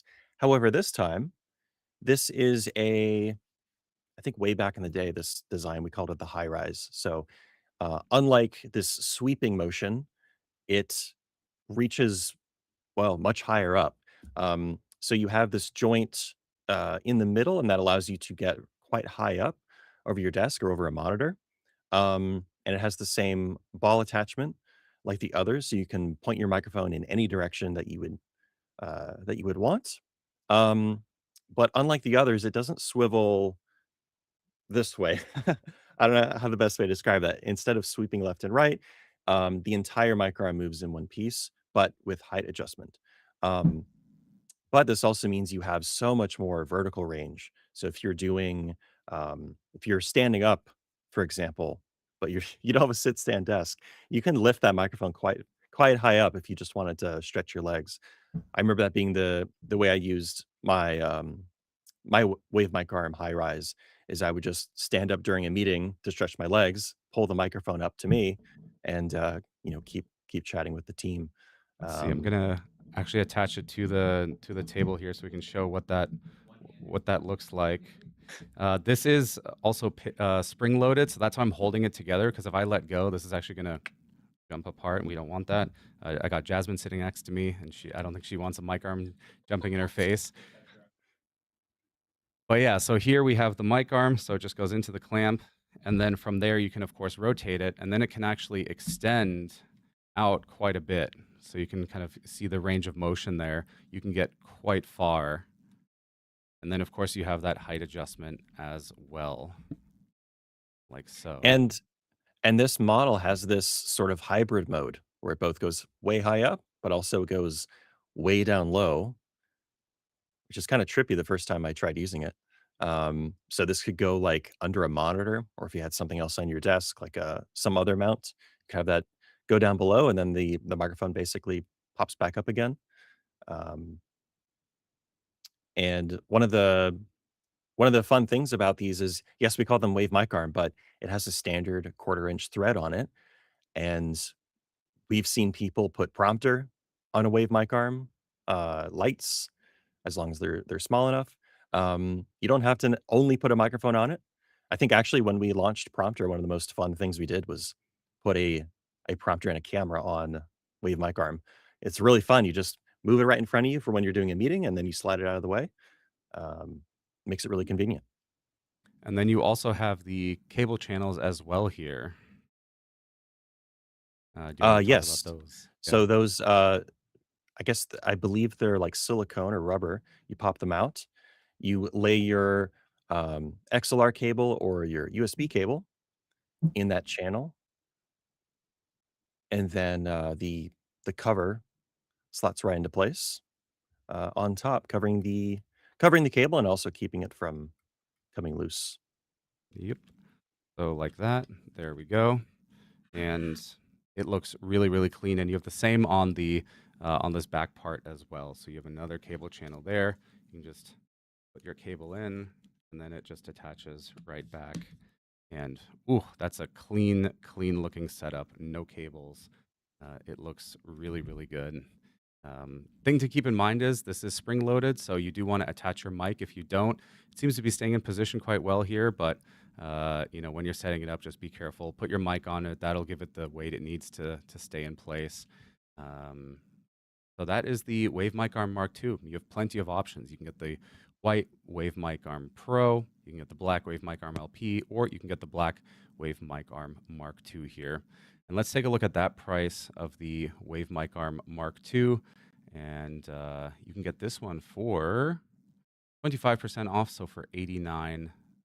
Let's see. Oh, that jumped around there. For just $89 dollars in the US during Prime Day right now while supplies last. So this is also a fantastic mic arm, metal construction. There is some plastic cover here, but it's also just got that metal construction. Really, really solid, and it's going to do really great things for any microphone out there. We do have a quick question before. This is gonna be from Next Core. They're asking how low can it go? How low can it go? I mean, I can't give you the exact measurements. I think we have that info online, but if you see here, I mean, it's basically as low as the Wave Mic Arm Pro that we have here. You can see, I'll try to match them there. It's slightly taller, just a little bit, just because of this. Gosh, I don't know what you call this. Like this segment here is slightly taller overall, but yeah, other than that, it gets just as low. You just don't have that rotation at the middle joint here, right? In this case, the Wave Mic Arm Pro here, you can rotate it horizontally and vertically. In the case of the Wave Mic Arm Mark II, it can only rotate, vertically up and down there.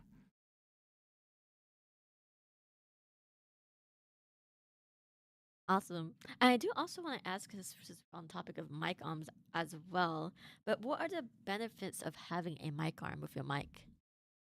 Yeah, so we've covered this a little bit in our general discussion about microphones, but with microphones, they pick up sound. And the closer that sound is to the microphone, in this case, your voice, you, the better it's going to be. There's this thing called the proximity effect. Basically, lower frequency sounds will come in clear, so you get a little bit more of that just low end sound that it sounds good when you're on a podcast or on the radio, something like that. You get that coming in. At the same time, what that allows you to do, because you're closer and the microphone is picking you up louder, is that you can lower the gain. Now that has an inverse relationship there where, yes, you're going to be a little bit quieter. I mean, you can then match the levels perfectly. What that also does, though, it reduces the other noise that might come in. Because the way that sound works, you're essentially just amplifying sound coming in. If you're not amplifying the sound that much anymore, you hear less of it. And so by being closer to the microphone, you sound better, and there's going to be less noise coming in. And you can also control the sound even more through then things like software, hardware effects as well. So all in all, a mic arm is, next to having just a great microphone to start with, one of the best investments you can make to help out your audio. And if you're you're a content creator, you're a streamer, one of those side benefits is you can use your keyboard while the mic arm is hovering over your desk. So you don't have a stand necessarily right in front of you. You have full access to your mouse and keyboard. Getting your water bottle, whatever that is, while still coming through super clear into the microphone. Yep, absolutely. And we have many different options of mic arm, and those there's also no best one there. It simply comes down to what functionality you need. So whether it's the just the basic mic arm LP, you just want something that's low profile, easy to use, or let's say you do have a podcast, you have guests, and or you're quite animated when you create your content, and you want to move around a lot, then the mic arm. Wave Mic Arm Pro might be better for you with that gas piston spring. Or if your setup is a little bit larger, you've got a wider desk, you've got stuff spaced out, then you might want to go for that Wave Mic Arm Mark II, which has just a little bit more reach, or if you want to bring it up and over a monitor, something like that. But there's going to be no like best microphone arm. It just totally depends on the type of setup that you have, also the aesthetic or the look that you're going for, and the functionality that you want out of it. Awesome. Cool. And then we do have a quick comment from Vegas who said their Wave DX is going to be arriving tomorrow. Awesome. Amazon is so quick with these things. They are It is very quite fast. incredible. That's very cool. Again, let us know if you do make a purchase. When that Wave DX comes in, send us a picture of your setup. Let us know how it's working for you. We'd love to see it. You can send that to us you can ping us on Twitter or X. You can send it on Discord. We even have a Flex Zone channel there, I think, where you can brag a little bit about your setup and what you've got going on. We do some fun giveaways there for Flex Zone winners. You can also post on Reddit.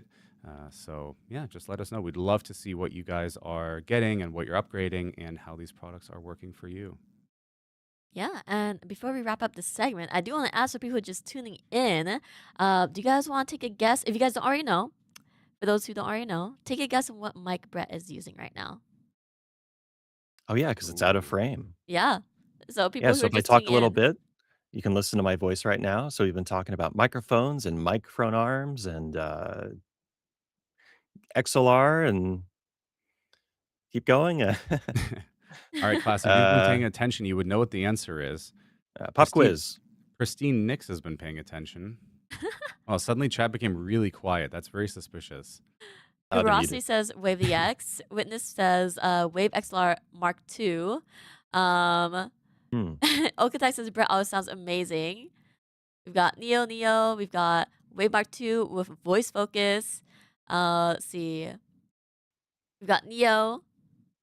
Awesome. Yeah, I mean, that's the crazy thing. Yeah. I Yep. you guys were thinking it might be Wave Mic, Wave XLR Mark II with voice focus. In this case, it's Wave Neo. That's me. Ooh, that Right sounds into a That was Wave Neo. good. That was good right there. That was really good. It can sound so good, and you can get Wave Neo right now during Prime Day for just $61. So this is quite the deal that you can get here on a great USB microphone. Remember, you also get voice focus with that as part of Wavelink, and in general, you just get Wavelink, so you can do all of your audio routing and mixing there if you want to. But if you don't, then this thing just plugs into your computer and it's going to sound fantastic. Yeah. And we also want to say, thank you so much, Brett, because Brett was here to help demo Wave Neo, so you guys can hear the difference between the two mics. Because I know a lot of you guys will tend to be a lot of you guys will ask, what's the difference or how do they sound, in comparison to each other? And this was completely live. We have Phil and I who are both using Wave DX, and Brett who joined us for the segment to use Wave Neo live. And they're both on sale, so make sure to check out Wave DX and Wave Neo right now. Prime Day deals. Brett, can you And give us a impromptu Prime Day ad voiceover, with the holding the mic close? I'm doing this for chat. Chat, I've got you. Let's see. I need to get some context here. What are the dates? It's from today till the 27th, I think. 27th. Yeah. I need a script. Let's see. From today to the 27th, Elgato deals on Prime Day. Prompters, Stream Decks, capture cards, Wave Neo, which I'm talking to you right now, Wave DX, microphone arms, everything you can imagine on sale. Very nice. If I heard that in the radio or in an ad You somewhere, would turn off the radio. no, I would actually crank it up. I'd be like, that sounds fantastic. Yeah. That was awesome. Wait, this could maybe be a clip. Wait, we have to make Brett redo that. Haha. We gotta come up with like a script, and this would be cool. Brito, are you seeing my vision, Brito? Do you have like a quick script that Brett? Oh, Brett's leaving. He's trying. Oh, and he's gone. It'll be like Prime Day. I don't know. I'm bad with scripts, but Brito, maybe she sees a vision. Maybe she sees a vision. Our clipper over here. But it's already on the record. Just clip. Or do the overly animated. It's Amazon Prime Day right now. From June 23rd to the 26th, you can get Elgato products up to 30% off only on Amazon during Prime Day. Wait, see, that was good. That was good. You did it yourself right there. That was good. I think we had to redo it because he said 27th, but deal ends at 26th, I think, right? I thought Bill said 27. I should probably. Bill did say 27. I should probably know this information. I'm pretty sure it's 26. It might be. Chat Brito. Brito, confirm. Is it the 26th or the 27th? No, definitely Brett. Brett can do the best voiceovers. From the 23rd to the 26th. Right, that's how we do it. Yeah. Referee. We're getting confirmation right now. That way we can 20. go ahead. Oh, 20. okay. Brandon. Oh my God, Brandon. Don't So, get this guy out. Get this guy out. get him out of here. Get him out of here. Deals end Friday. Okay, so well, 26. that's not helpful. What is Friday? The 20s. Okay, so it's Yeah, the 26th at 12 p.m. All right, or Well, 12 don't say the a.m. time. Yeah, just But say yeah. 26. All right, hit you us, know. Brett. Just imagine no one's watching. You're alone right now, and you're just recording this VO. What would you say? Okay, so the deals are Well, blah blah blah blah blah blah blah blah. from the 23rd to the 26th. Prime deals includes prompter, Stream Deck, capture cards, microphone arms, Wave Neo, which I'm Okay, speaking to you restart, with. Brett. Restart, Brett. How many times? One more time. Last take, right? You got this. Oh, Burrito I posted believe in you. chat. Oh, there we go. We have it. We have Burrito your posted the script. We have script in your script. chat. All right, let's go, Brett. You got this. I'm also like scrolling, trying to see what to say here. From the 23rd to the 26th, Elgato has Prime deals, prompters, Stream Deck, capture cards, microphones, Wave mic arms, everything you can imagine and everything you need to upgrade your streaming and content creating setup. That was good. That was Great. That was good. Yeah. It wasn't Burrito's script, wasn't but Burrito's script, but it was it sounded really good. I just have you guys. I don't have the. Chat. Oh, wait, here. I got Oh. you. Hold up. No fifth take. I got you. We gotta do burritos. She worked. Oh, wait. This is how chaotic. This is how chaotic it always is here. I just have Slack open. We're good. Okay, wait, hold on. She should have just sent it to me. Okay. All right. Okay. That worked. A third ready? time? Third time's a charm. This Prime Day, save big on Elgato gear for your setup. Level up your audio with Wave. Take action with Stream Deck. Get comfy with Embrace. And shop till you drop Friday, June 26th at midnight. Woo! Very nice. Let's go, Brett. That sounds great. And all of that on basically a $70 USB microphone. I don't know if it gets any better than that, folks. I mean, okay, it does get better, And but for The that only thing price I have point- on is voice focus. Yep. That's it. W. Not only that, but also it came through, because you're remote, you're coming Yep. in from Seattle, so it also came through. So you're already hearing like the compressed version of this, basically. So Wave Neo is going to sound even better if you just record a local VO or if you just do your own live stream without having to, come in remotely. So very cool. Thank you, Brett. Any last thoughts you want to leave us with? I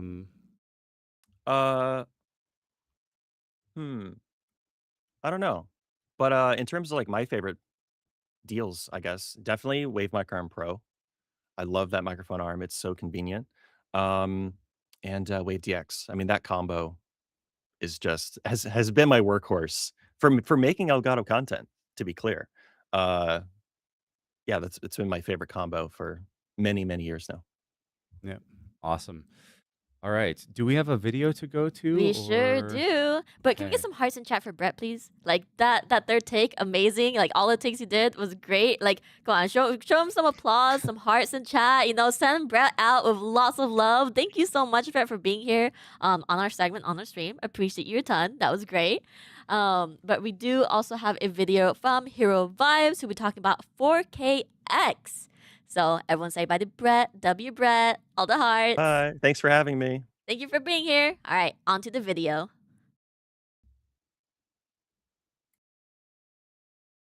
Being a content creator is about more than simply going live, playing some games, and capturing some clips. It's about the community, building something bigger than yourself, and sharing your perspective with the world. But as your ambition grows, you need something that can keep up with you, and that is where the 4KX comes in. With HDMI 2.1, 4K up to 144p recordings, and support for HDR titles and ultra-low latency VRR pass-through, this tiny little device can help you share your journey through Night City, Hyrule, and even Japan in lossless quality even at the highest resolutions. And that is only the beginning. Okay, but you know you can read more than what's on the Elgato website, the front page, right? And like everybody watching this video knows how cool it is and how great of a capture card is, really powerful. Woo! Okay, but like, come on, is it worth upgrading to? Yeah, that's actually valid, I suppose. Okay, let's talk about the product naturally. Outside of the spec sheet and all the techie stuff, it's by far one of the most incredible capture cards in the world. The hardware blows pretty much everything else out of the water, letting you capture everything in insane quality at high frame rates. And then when you pair it with the software, Elgato Studio, everything comes alive. You're not just stuck at 4K 144p. Naturally, you can switch it up if you're into more competitive gameplay and esports, dropping the resolution down to 1080 and then sending the frame rates all the way up to 240p. All my CSGO players and my Valorant players are going to be happy to hear that. Oh, and that whole bit about the VRR pass-through, for anybody who isn't into tech and you don't understand that, it means there's no latency when you're recording. There's no ghosting. There's no screen tearing, no stuttering. It's pretty cool. You can control everything directly with the Stream Deck 2, regardless of whether you're using Elgato Studio or OBS or Meld. You can capture all of your gameplay, run replay buffers, and so much more with a single tap of a button. Now, outside of simply capturing a console gameplay, which works for PS5, Xbox Series X, Switch 2, you can even use your iPhone with it, and I actually found a way to make it work with my GameCube. It involves lots of adapters, don't even think about doing that yourself. Dual PC setups, especially for streaming. Frame drops are a pain in the backside when you're playing a game and you're streaming on the same machine. So I simply run my main gaming PC, that guy over there, into the 4KX. And then I open up Elgato Studio on my laptop. And now I can play games with zero latency and stream with zero frame drops. Okay, so dual PC streaming may not be for everybody, especially when PC parts require you to remortgage a home in this day and age. So, what's even cooler about the 4KX is that it works with iPad. There's a dedicated app that lets you utilize your beloved Netflix binge-watching machine, which is what the iPad has slowly become for me, and turn it into a content creation beast. Another really cool feat. Hey, dude, we're out of time. Okay, but I haven't even told them that they can hook up the DSLRs and mirrorless cameras using the 4KX as well. Sexy British man, come on, we got to go. Wrap it up. Okay, well, there's loads more to learn about the 4KX, and your stories, your clips, and your best gaming moments are only going to get more beautiful and vivid when you decide to try it for yourself.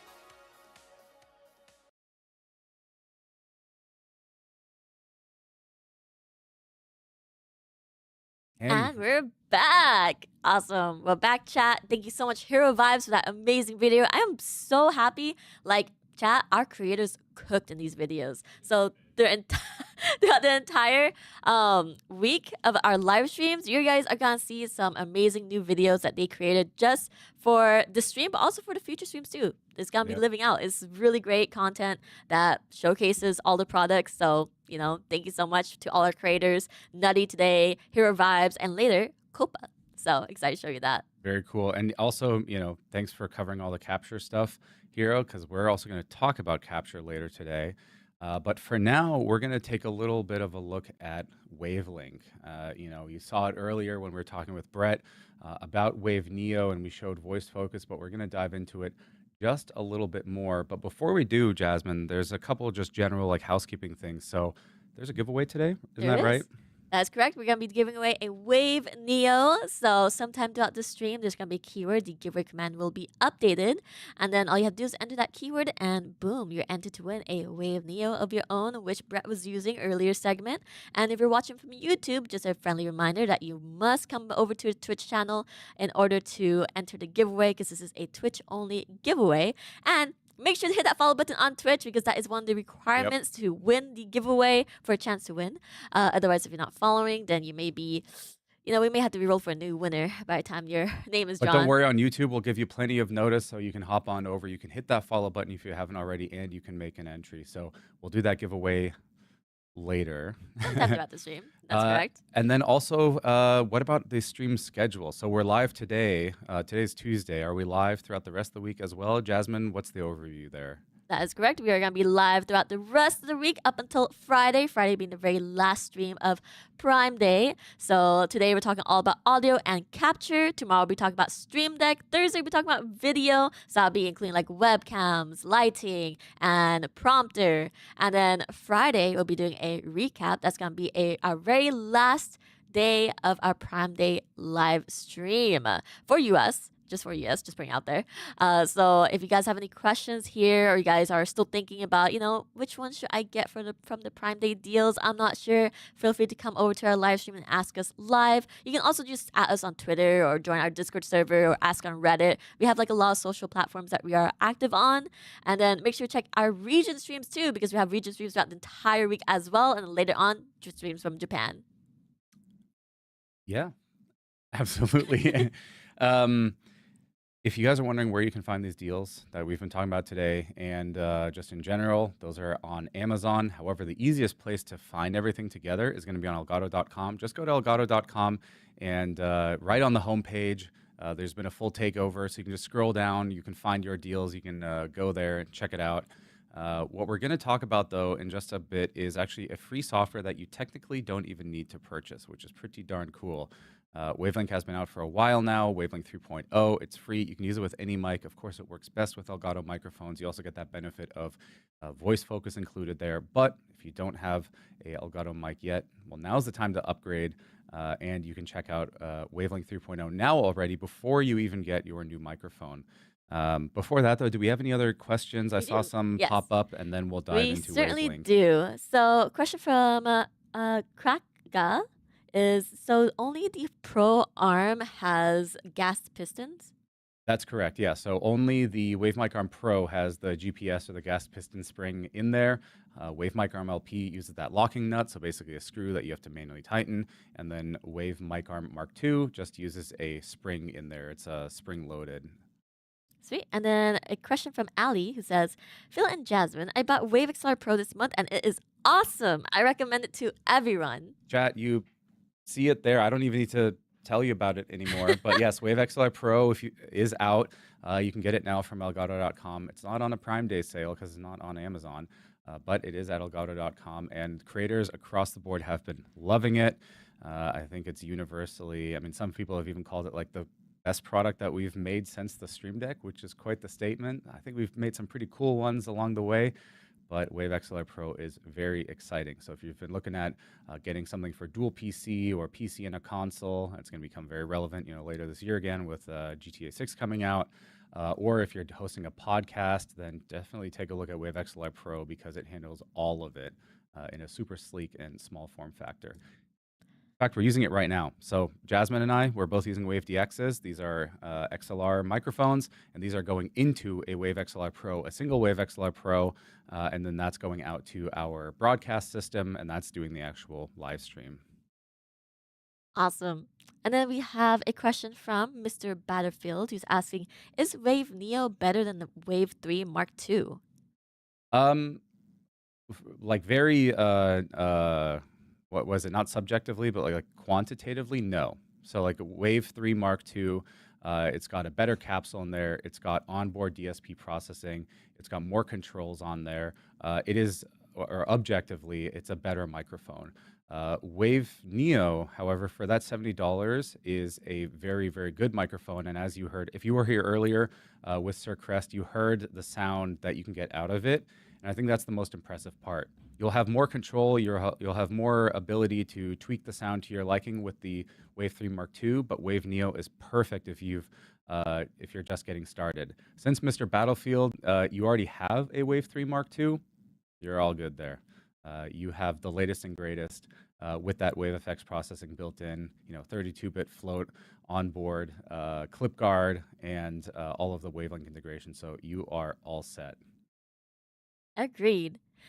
Awesome. I feel like Wave Neo is definitely more like a beginner microphone. So, like for example, if you're just looking to get into audio, just slightly like to upgrade your audio from like a headset microphone, or you're not really like a streamer, you just want like some audio to sound good for like your work calls, work meetings, or maybe even game with your friends, right?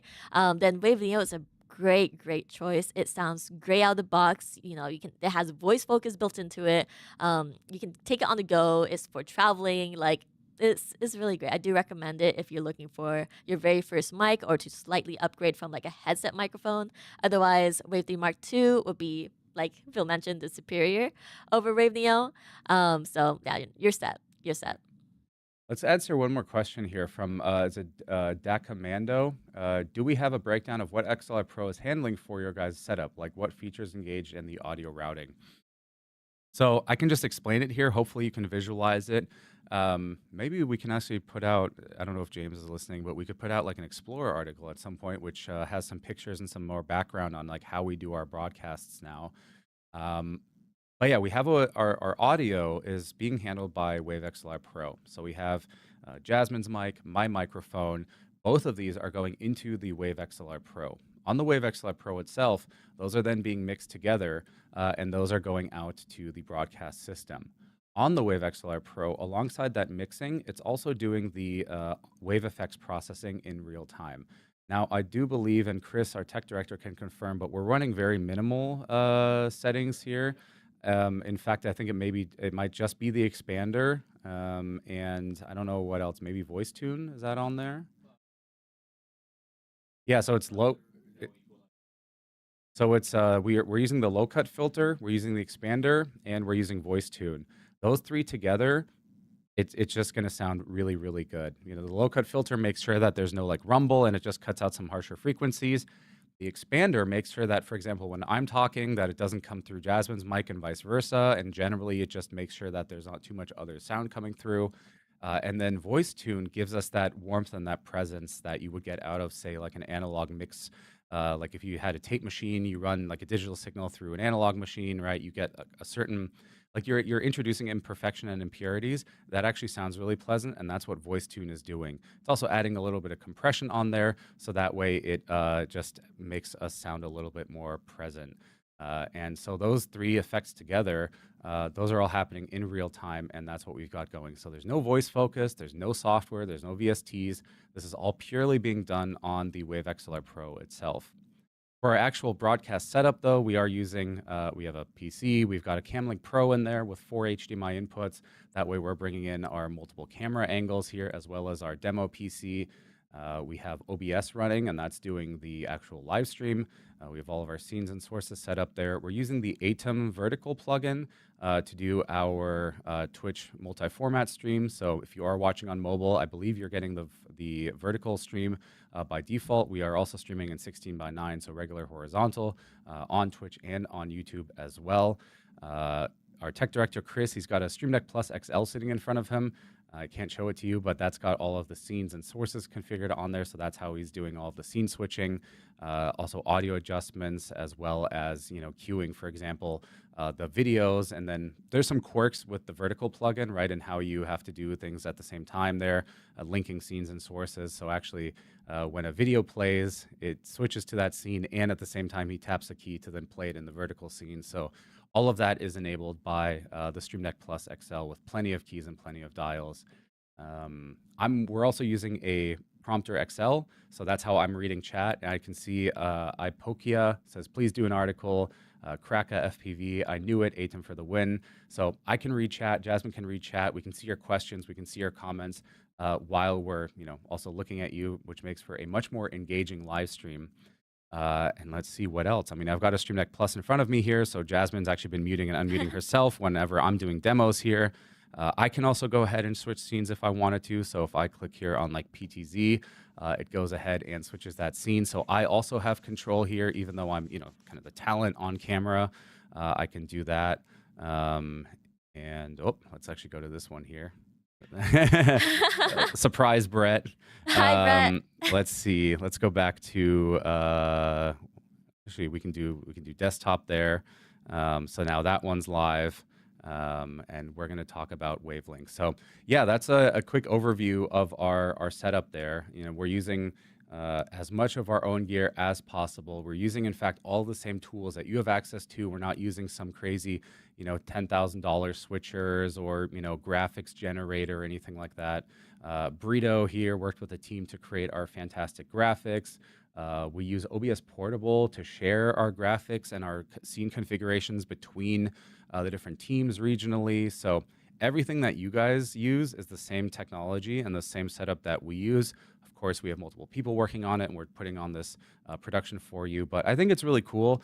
We could go all out and basically go with a huge digital, mixer and a huge video board and like a server rack of stuff. But why? Why do that when right now with a little bit of software and a little bit of hardware, we can put on a production that not only is at the same quality, but also exceeds it in terms of flexibility and customization.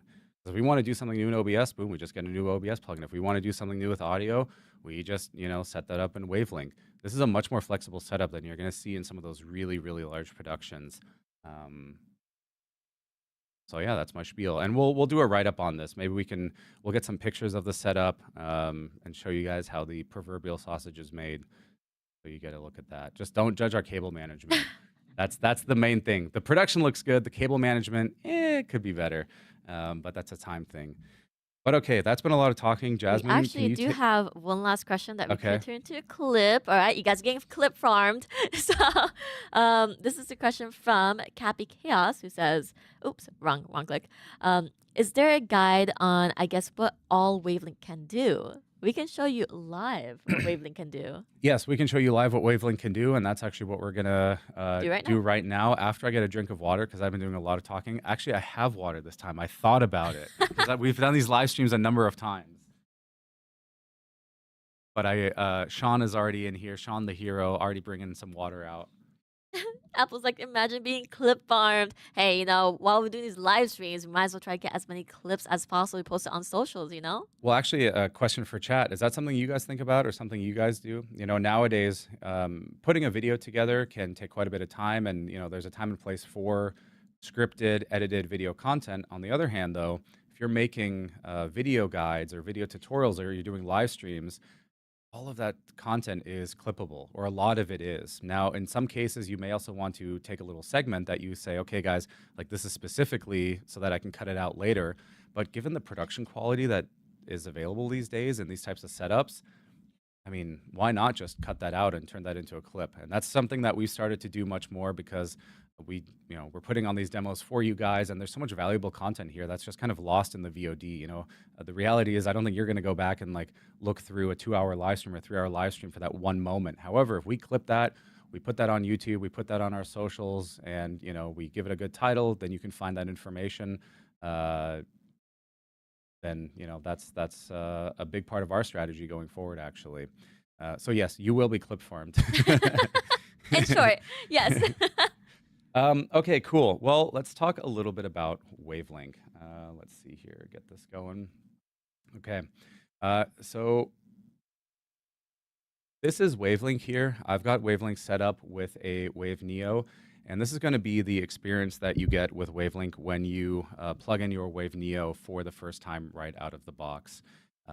The mixes here, there will be a couple mixes added. There should be one that's going to be for you, a stream mix, and I believe there's also going to be one additional mix. But essentially, this is the view that you're going to get. You have your Wave Neo controls here under the Elgato devices view, and this is where you can configure all of your settings. So you can adjust your input gain here, you can adjust the headphone output volume. You can then also start adding effects, things like voice focus, which comes built in, or additional effects, which you can get from Marketplace, and I'll show that in a little bit. You can also go over to settings, you can rename your mic, you can see the serial number, firmware, and even adjust the LED brightness of that mute indicator. There's also a setup tour, and this is going to guide you through getting some of your device settings just going initially. So we can go through here quickly. You've got some videos that show you where to connect your headphones. You can also make sure that you've got audio coming out right away. So the setup tour is a great way to just get your mic up and running quickly. You can see here for the gain, it's actually telling me the gain is too quiet, so I'm going to set it here to like 77, and it's right within this green range, so this is pretty perfect and done. Now, if you're just using Wave Neo and Wavelength like this, then you're pretty much good to go. There's nothing else you need to do. But the real power of Wavelength is through the mixes and the effects tab here. So with Wavelength, it's a digital mixer and audio effects processor. The first and most interesting thing here is going to be the, well, we'll cover digital processing first, and then we'll do the mixing. So if you did want to add more effects to your Wave Neo, those could be either creative effects like voice changers, or those could be more utility effects like, say, an equalizer or a compressor that just make you sound better. To add these effects, you'll see that each of your input, in this case the Wave Neo here, has a little effects button. And you can click on that and you'll see right away your software effects. Now, by default, I'm going to remove it here. What you'll see here is voice focus. In 99% of cases, I recommend simply turning on voice focus. There's really no harm in doing this. It'll start you off at a basic level of like 95% here, and then you can adjust it how you want. Voice focus is going to just remove some background sound. It's going to remove some echo and reverb, and it's just going to give you a better quality sound right out of the gate. It's very low CPU usage, and it applies directly to the microphone. So I recommend just turning it on. You can also add other effects. By default, there may not be any here, and so these effects are going to actually come from Elgato Marketplace. The way that works is you can go out of the menu here, and you'll see at the bottom left there's Elgato Marketplace there, and this will open it right inside of Wavelength. You'll want to log in at the top right, and after that, you can just click on Audio Effects, and there are a ton of free and some paid audio effects. You can get things like an equalizer, a compressor, de-esser. Those are going to be those, like I said, utility effects that give you more processing, such as, the equalizer can pull down some of the brighter parts of your sound, or maybe you want to emphasize more of the low end depending on the sound that you're going for. A compressor can make sure that you never get too loud. The de-esser is used to remove some of those harsher S sounds. All of those can be installed right from Elgato Marketplace. So once you find an effect that you want, you can simply click on Open in Wavelength or click on Get if you've not installed it before, and it'll bring it right into Wavelength. I've already done this a couple times, so all of these effects are already installed. Let's actually see if we have, yeah, the de-esser, I already have it installed. So at this point, once the effects are installed, you can simply go back to your mixes view here, open Wave Neo, and then click on Add Effect, and you'll see those new effects here under the Elgato category. I'll go ahead and add a compressor here, and the compressor also has a great little walkthrough that shows you, how to set it up.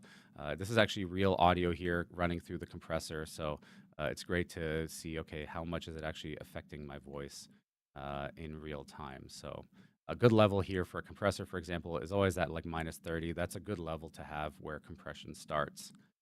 You can also layer multiple effects together. So of course, you can add, let's say, a equalizer as well.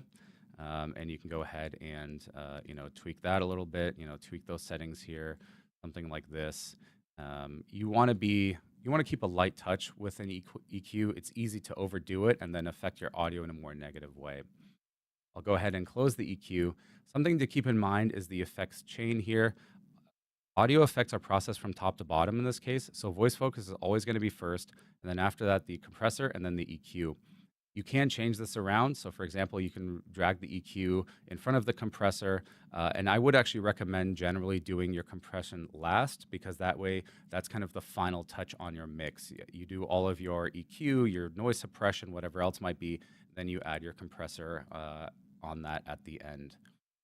After the compressor could be more of your fun effects, like if you want to do a more like reverb, or if you want to do Pip-Boy, or something like a demonic effects here, where you start sounding like a demon. Then you can do that after you've done sort of your qualitative effects here, and enhance the quality of your microphone and of your sound. I'll go ahead and just remove that there.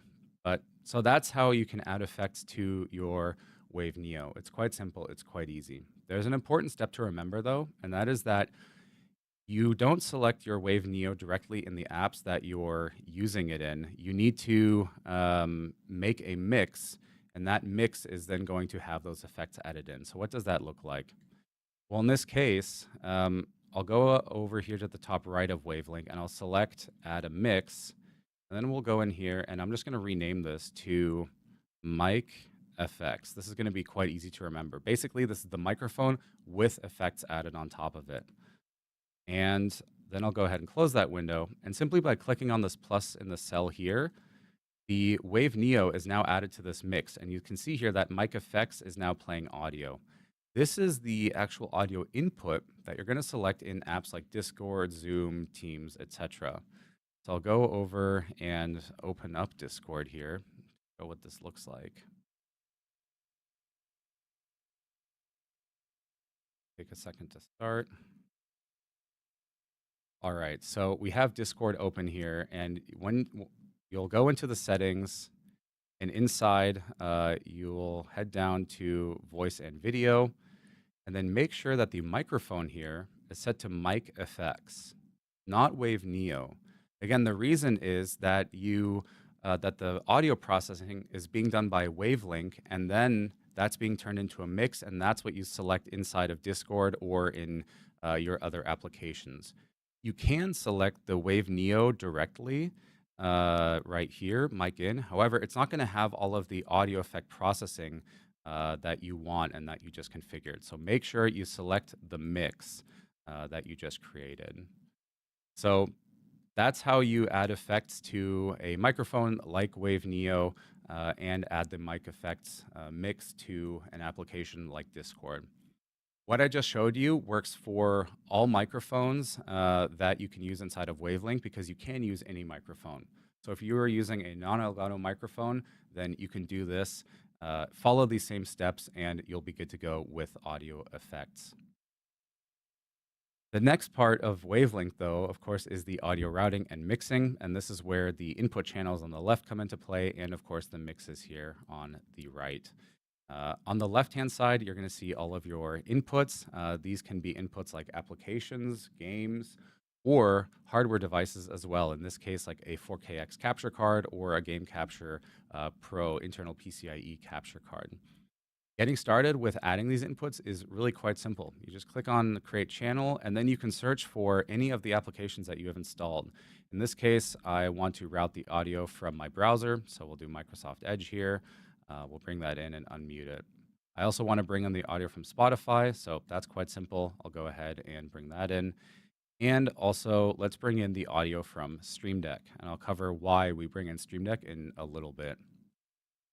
Now, the inputs have been added into Wavelink, but they're not actually in any mixes yet, as in they're not playing audio. You won't hear them in your headphones, and your stream also won't hear them. You need to actually add them to a mix first. So you can just go over to the cells here, and in these columns, these are your mix columns. You need to select which mix to add it to. So for example, if I want to hear it in the headphones, in my Wave Neo headphones, I would make sure to add the browser in the headphones channel, the Spotify, and Stream Deck as well. Now, if I want those to also go out to the stream, I would add that to the stream mix. And I'm not going to add Spotify because, for DMCA reasons, let's leave out music for a second. But I'll add Stream Deck because of the sound effects that I'm going to show you in just a little bit. Then, of course, there's also mic effects, but keep in mind, mic effects is going to be what plays out through, say, Discord or your game or your conferencing application. You might not want your music or your browser in there either, because then your colleagues, your friends are going to hear that. So you actually want to leave this one empty. You do want effects in there, though. Those same effects that play on the live stream, and let's say you're playing with friends and you want to troll them, well, you could add Stream Deck in there, and there you go. Now that mic effects includes your microphone with effects and Stream Deck audio. So that's how easy it is to actually bring in and to separate audio from different applications inside of Wavelink. You simply create a channel. You can find your different apps here by searching or by scrolling and add those together. There's one more channel input type that I want to show you, and that's games. Now, typically with games, you have more than one, right? With Wavelink, what you can do is you can actually group multiple inputs together. So, for example, I'll start here with Valorant, and now I've got a Valorant channel. But let's say I play a bunch of other games. Well, the problem is you can't add them all as their own channel because, the list here would grow way too long, and you can add up to 8 channels directly. The thing is, you can group apps within channels. So I'll click on Valorant here, and you can see at the bottom there's an option to add even more apps. So now I can go in, and any game that I have, for example, here, Helldivers, or I think we also have Minecraft installed, right? There we go. All of these will now play through this Valorant channel. Now, it might make sense to then rename it because this isn't just Valorant anymore, it's games. So I'll actually just rename this to like the games channel, and there we go, close the window. Of course, I want these games to also play through my headphones, so I'll add it to the headphone mix and to the stream mix as well. But I'm not going to add it to mic effects because I don't want the people listening to my voice to also hear the game when we're chatting. So that's how easy it is to then bring games in. You simply group them together, and then you can control their volumes individually, right? Maybe you want the game to be a little bit quieter on your live stream because you want your friends to be louder when you bring those in through, say, Discord or something else. So that's a very quick look at kind of the routing and mixing aspect of Wavelink. One of the cool ways that you can use Wavelink, and this is, at this point, you don't need an Elgato microphone for this, and this works even if you don't want to use any of the other features, you don't want to use any of the processing. And it's the easiest way to play sounds and basically create a soundboard for you and your friends or for your live stream and bring those into a game. This is really great if you're playing like Valorant and your friend messes up, isn't watching your back. Jasmine can probably talk more about that, but if you're playing GTA RP and you need to bring in some sound effects, whatever it might be, it's really great for this. So I'm going to remove a bunch of these channels from Wavelink just to show you how easy it is to use this. So in this case now, all I've got coming into Wavelink is Wave Neo and Stream Deck. And I've still got that mic effects mix. Now, I've got Stream Deck here, and actually not much changes about this setup. At this point, if I open Stream Deck and go ahead and play a sound effect, it's going to play, or a soundboard rather, it's going to play right through Wavelink, and it'll play out through that mic effects mix.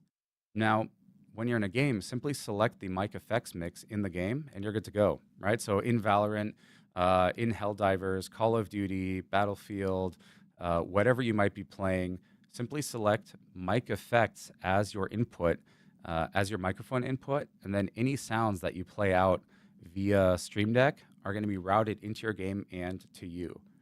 The same thing applies to Discord as well. If you select the mic effects, those sounds are going to be routed into Discord. This has typically been a little bit annoying to do, right? You needed some sort of weird and wacky audio routing software, or you needed to deal with some virtual audio cables, something like that. Wavelink makes it incredibly easy. Simply add Stream Deck to your mic effects mix, select that mix in whichever app you're communicating in, and your audio will play through. So that's how simple it is to set up. And that's a quick look at the sound effect and soundboard routing within Wavelink. There's some other cool things you can do here. For example, you can create system channels. So let's say you don't exactly have an app that you want to add, but you want to create empty channels. You can do that as well. These will just be empty channels that get you going quickly. So let's say you have you want a channel that kind of catches all your notifications, right? Windows has notifications, Mac has notifications, and you don't always have apps routed, or sometimes you install a new app that you forget to route. Well, you can simply add a system channel here, add this to, let's say, the headphones and to the stream mix, and then just go, in this case in Windows, go into your Windows sound settings and set that to be the default output here as system. And that's sort of your catch-all, right? It's like your bucket. You got a bunch of raindrops, all the different notifications coming in. This bucket will catch everything that you didn't route yet. And so that's your system audio there. So that's another good thing to have going on, so that way you don't miss any audio, especially from new apps that you might be running. If you have a Stream Deck, there's another cool thing you can do, which is, let's say you have this full configuration here. You just bought a Stream Deck for Prime Day, or using Stream Deck Mobile on your phone. You can quickly transfer this setup right onto your device without having to set it up manually. So you can go over here to this little share icon here, and it's called Export to Stream Deck. Simply click on that, and then you can choose which Stream Deck device type to export it for. So in this case, it could be Stream Deck Mark II with 15 keys. It could be Stream Deck Plus, Stream Deck Plus XL. And you also choose which mixes to include there. At this point, you then, once you have your Stream Deck connected, you can click on export. I don't actually have a Stream Deck connected, so it's not giving me that option. But you just click export, and it brings it right into into Stream Deck. And it's then super easy to control all of your mixes, all of your devices, and even your effects there. So yeah, I think that just about covers this very quick intro into Wavelink and some of the powerful things that you can do with it. We also have a little clip we want to do here, Phil, if you don't mind. So it's kind of like a little pro tip idea, is reminding people to turn this off again, which is like the Windows settings of like audio enhancements and voice focus within the Windows settings. That is right. Let's I'll actually reset that. So we discovered this somewhat recently. I mean, it's been a thing for a while now, but let me go ahead in Windows here and turn this back on again. But okay, let's see here. All right, chat, you ready for another? We're gonna do one more like clip segment, and then we'll get like July pro tip idea, or just a pro tip idea. Right? You can start with like pro tip idea, reminder to turn this off again, and then go into it like that. Reminder: you will want to turn this off to get the best sound from your microphone. No. Okay, so we'll do one more, and then I'm sure we've got some questions to get to, and just generally, we can talk a little bit about Wavelink, and then we'll also talk about capture after. But all right. Okay. This is a quick audio pro tip if you're on Windows. In a recent version of Windows, they've added a new feature called Voice Clarity, which tries to do some background noise removal and suppression on your microphone, and this applies to any microphone and any app. Now, this is built into Windows, and it'll activate automatically. So if you've ever wondered why your microphone might sound slightly different, or just isn't letting some sound through that you thought should be coming through, it might be this setting. It's very simple to disable, so let's go ahead and do that right now. Open your settings here at the bottom right of Windows, and then you can just go to All Settings. You'll want to go to Sound, and then find the microphone that you're primarily using. In this case, it's a Elgato Wave Neo. Click on that, and then at the bottom here, you'll see Audio Enhancements and Voice Focus. You'll want to set Voice Clarity from Voice Clarity to off, and it's that simple. Now the raw microphone audio is going to go into Wavelink or any other apps that you're using it in. Something to pay attention to is that after a Windows update, the setting sometimes can re-enable itself. So if you do notice any difference in your audio after updating, just go ahead and double check this setting.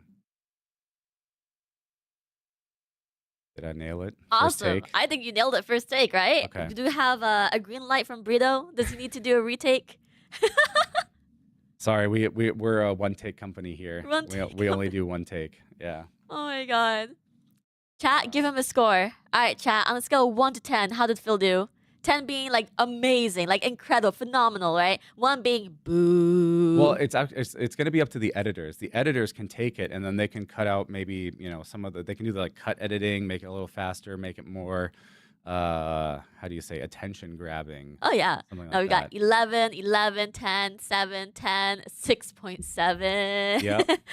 10. It was no Brett take. Oh, nobody 10, 10, matches 10. Brett's takes. No, he that audio would go much better. Yep. 9.5. Okay, so I think it's good. I think we're good there. Perfect. But Amazing. yeah, did we have any questions We come in do. about We do. We have quite a wavelength? few questions actually, so it's actually perfect. Let's see. Your pal Doris asking about wavelength. Will audio be good if you use just the laptop built-in mic? I mean, so when you bring your laptop mic into Wavelength, it's just going to be that audio, right? It's just that. Within Wavelength, though, there you can apply those other audio effects. You can apply things like an equalizer, compressor, some basic noise removal. If you want to, you can purchase voice focus and then apply that as well. So it can really do a lot for your audio. But by itself, just bringing your mic into Wavelength, it's not going to make, change there what it sounds like. Awesome. Next question. Oh, actually, it's a comment because you answered Cappy's question earlier when you were doing the demo of like showcasing Wavelength. And Cappy was saying, "This is what I needed. Holy, thank you so much." And they had a follow-up question saying, "So with these mixes, can we like assign it to Stream Deck as well?" Absolutely, you can. So I've got. Let me show you how that looks. We've got a Stream Deck here. I'm actually just going to make a new profile so that way it's empty. And we have the Wavelength plugin right here. So let's say I want to take a channel level, right? The channels are those on the column on the left side. I can move that onto a Stream Deck key here, and then I can choose which channel. So in this case, we have System, we have Stream Deck, right? We added that for our audio or a soundboard. Or Wave Neo. I'll go ahead and add, we'll do Stream Deck, and then you can also choose which mix this affects, right? Because you have those different mix controls. So should it change the audio across all mixes or just for one mix? I'll select all, and then you can also choose if it mutes the audio by tapping a key, if it sets the audio to a specific level, or if it adjusts per tap on a key or press on a key. What's cool is with the adjust, if you set up 2 of these keys, so check this out. We'll do one as 5%, and we'll do fader vertical, and then I'll copy this one, paste it, and then I'll do minus 5%. Look at that. We now have a virtual fader on our Stream Deck across 2 keys. If you have a Stream Deck Plus with dials, of course, you can just set up the volume control on a dial, and then you don't have to take up 2 keys. But on a regular Stream Deck with just keys on it, you can set up these virtual faders. Not only that, but I'll change this to we'll change this to Wave Neo, and we can also change the fader style to include a level meter. So check that out. Now, if I go here vertical, now you can even on that key, you can see the channel level, which of course right now the channel is set to 100%, and you can see the real-time levels right on your Stream Deck device. It's super, super cool. You have many other controls as well, like effects if you want to toggle or if you want to press and hold. So for example, a temporary, demon voice or something fun like that, you can just press and hold the key and then release it. You can change your output devices. So for example, switching between headphones and speakers that you have, all of this can be done via Stream Deck with the Wavelength plugin. Awesome. And then we have some more questions here, which is from Trevon saying, this is from earlier. Yeah. This is an awesome guide on Wavelength. Do you have extensive videos to review these lessons or any guides? So we do have a VODs. You're gonna, you can bookmark the timestamp. We will always have all the VODs up on YouTube. We multi-stream both Twitch, YouTube, and vertical stream right now at the moment as well. So it's always gonna be available on YouTube, always, and then Twitch as well until it gets deleted by Twitch themselves, but by the auto deletion. And then we also have great YouTube videos across our YouTube channel, so Elgato. And we also have articles. So great articles on guides and walkthroughs that James works really hard on. They're really great. And make sure to check them out on Explorer. So make sure to check out Explorer. Let's see. Next up, we have another question from There was one about OBS, which I think would be good this one, right? to answer. By Trevor as well. They're asking about, so can you use Wavelength to separate all audio? How does that interact with OBS? That is a great question. So let's take a look at how that works here. So in this case here, I've got 3 mixes, right? I've got headphones, which plays out to me. I've got a stream mix and this mic effects mix. The stream mix is what you'll want to add into OBS, and that is quite simple to do. So I'll go ahead and OBS here. It works very much the same way that you would add any other microphone. So we've got, let's see, I'm going to mute that here. There we go. So you have your OBS window here, and there's 2 ways you can do it. You could add it as a per scene, right? You just go in here as a source, you add audio input capture, and then you could say something like wave link stream mix. Hit OK on that. And in this drop down here, you'll simply want to select your stream mix, and it's that simple. That's if you do it on a per scene basis. If you want it as a global audio, then you would just go into and this is what the recommended route, go into the OBS settings, go to audio, and then choose as mic auxiliary audio, that first one, just choose stream mix. And there you go.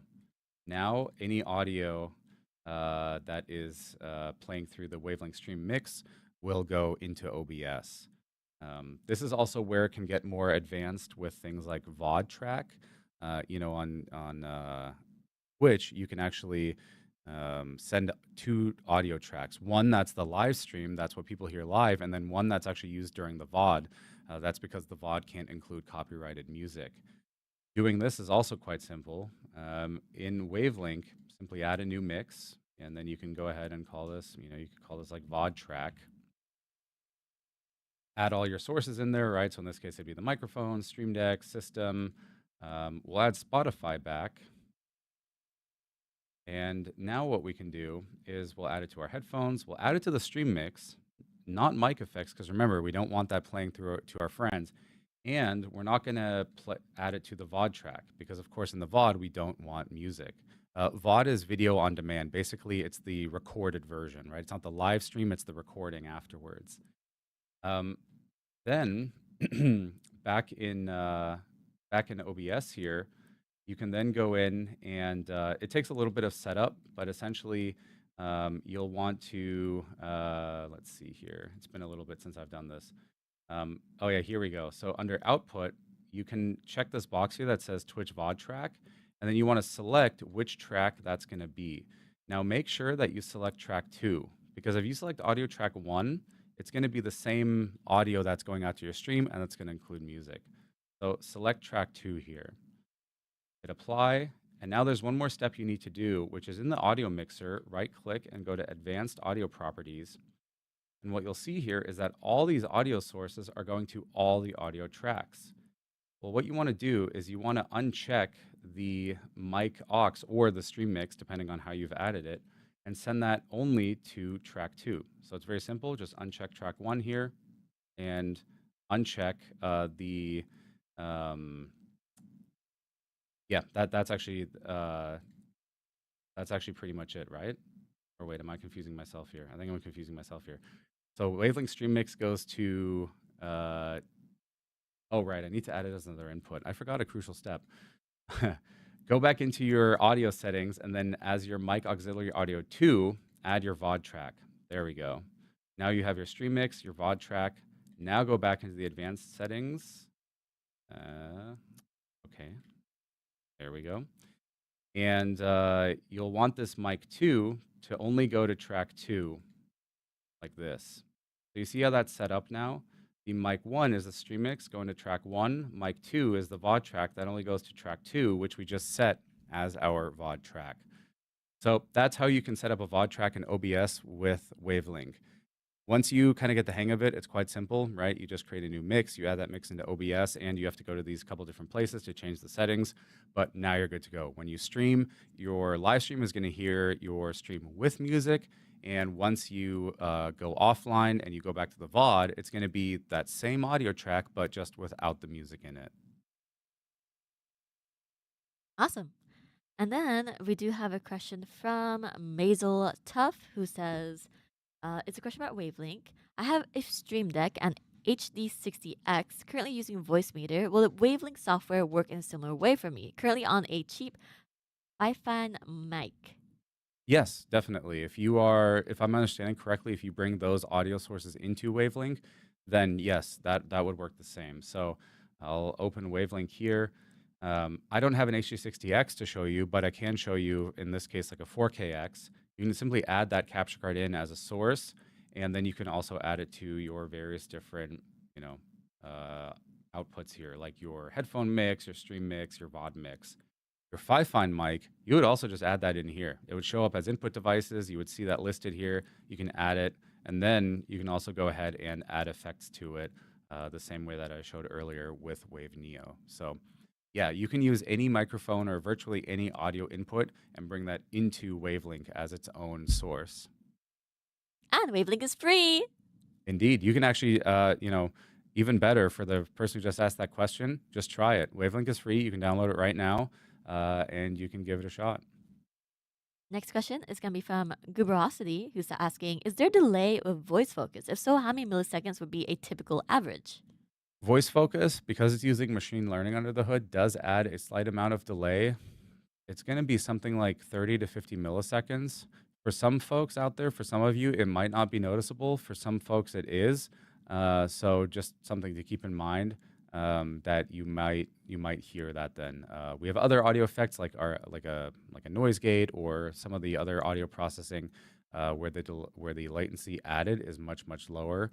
With voice focus, it's a little bit special because it actually has to analyze your audio. It kind of has to build up like a buffer, right? It has to build up a queue of your audio to see like, okay, that's voice, that's not voice. So that's why it adds a little bit more. Awesome. And then we do have some really awesome comments from Cappy saying, I recently set up my Wave XLR from Elgato and I love it. And they also got the mic arm too. And honestly, by far, their first time experience was well worth it. Love to hear that. And I just saw another comment just now that says, it's from Mr. M. Hello, Elgato. Thanks for making my life easier. You're welcome. Maisel also says, awesome. Thanks. Just hit affiliate. So it's always tweaking settings. Congrats on being affiliate, by the way. And then A says, I will need to rewatch this video. So useful instructions. Though there's a lot of great tips, a lot of great advice. We make sure that, every time we do these live streams that we showcase and walk you guys through like the software and the products. And this is always a great time for you guys to ask your questions about the products that are currently on sale, because we're here to help answer any questions you may have about our deals and the products we're showcasing. So, ask away. That's what we're here for. We're always happy to help and, get you situated. So yeah. Let me see. Tony says, I legit learn something new every stream. Yes.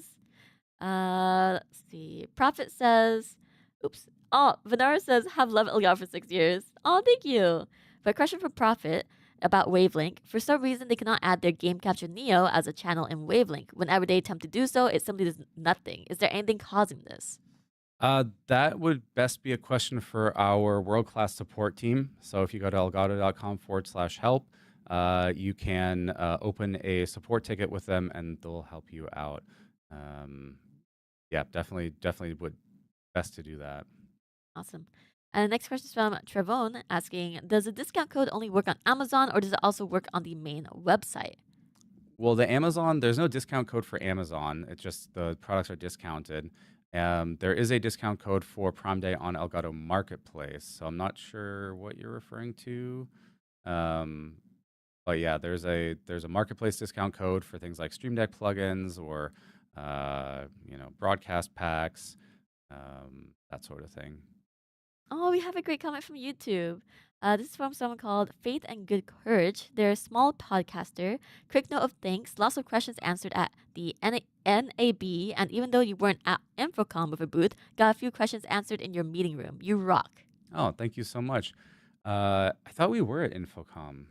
But was it like a Oh, we just had a meeting room. Okay, so that's why. Yeah, we didn't have a public booth, but thank you. Yeah, that's awesome. Tulsa says, I was just looking for a mic. Interesting. This is your time now because Wave DX and Wave Neo is on sale right now for Interesting. Prime Day. And also Wavelink is free. So, you have software that comes with it too. I'll make For free. I'll make you a deal. I'll make you a bargain. You give us money, we give you a microphone. What do you say to that? Pretty good deal, no? I thought you were going to do the 6-7 hand motion because the way your hands were like positioned. No. Yeah. Deal or no deal? It's not even an evil sales pitch. In fact, it's quite benign because we have a discount running right now. That's true. It's an irresistible deal. All right, awesome. But yeah, for anyone that's experiencing any issues or you guys are, come across any bugs, best bet would be to reach out to our support team. We have an incredible support team, so make sure to check them out. Reach out to them via ticket, or you can also call them on mobile or like on phone, right? So they do have a call center as well. So that'll be the best way to go. But with that being said, we are currently caught up on questions. Awesome. Well, do we have another video to play, or do we want to start talking about capture here? I think we for should just play a another little bit? video and then we go into our capture card segment here. Awesome. So yeah, with that being said, we have a video from Copa. So let's go ahead and play it, and we'll see you guys soon. Stay tuned because we're going to be talking all about capture for the next little bit, and then also we have that giveaway for Wave Neo coming up. So yeah. Awesome. I love gaming on my PC, but every so often it'll be the first one to tell me to open up those graphics settings in game and turn everything down to medium, especially if I'm trying to stream that beefy game at the same time. I can't remember the last time it suggested I play on Ultra. That's why I use a capture card. I'm a console and PC gamer, so using a capture card ensures I'm experiencing my games at their best without compromise, regardless of the destination. Whether that's for streams, clips, pre-recorded content, or just me and my friends in Discord. A capture card takes the extra lift off of your primary PC, freeing it up to focus on other processes, like operating your stream, or that editing software you've kept open all day because you just needed to get a few games in during breaks. The 4K Pro by Elgato is an internal capture card with up to 4K 60 capture. It has HDMI 2.1, which is perfect for those higher frame rates and higher resolutions. It has 8K 60 pass-through with variable refresh rate and HDR10, which keeps your gaming experience immersive. No ghosting or stuttering or screen tearing. Deeper, richer colors, shadows that draw you in, and crystal clear detail, just like the devs intended. It even has multi-app support, so you can capture your gameplay in multiple apps simultaneously. And it's not just for my console PC gamers. If you have a dual PC setup, it can capture that. If you're playing mobile games or drawing on certain tablets, it can capture that. If you want to share your gameplay from a handheld like a Steam Deck or Switch, it can capture that. Just plug in and play. 240 FPS, ultra low latency. It's almost like there is no middleman. Just you experiencing the games you love in a way the devs would love them experienced, seamlessly. Here's a side-by-side. On the left, I've got the game via HDMI 2.1 to the monitor, and on the right, I've got the game coming through Elgato Studio, which is the side I'm watching as I play. Despite the game feed being in 3 different places, there's still almost no latency. At the same time, I'm also recording both sides using OBS for one and Elgato Studio for the other. I'm asking a lot of my PC right now, and it doesn't even realize it. Being able to play my games at their best is my favorite part. Not low or medium quality, their best quality. With the amount of care and detail that goes into the games that I'm excited about, I don't want to miss anything, and I don't want chat to either. I know installing an internal capture card might feel intimidating at first, but it's so worth it. Just open up your PC in a clean space, ground yourself to get rid of any static electricity you might have built up, make sure you have good lighting, and take it one step at a time.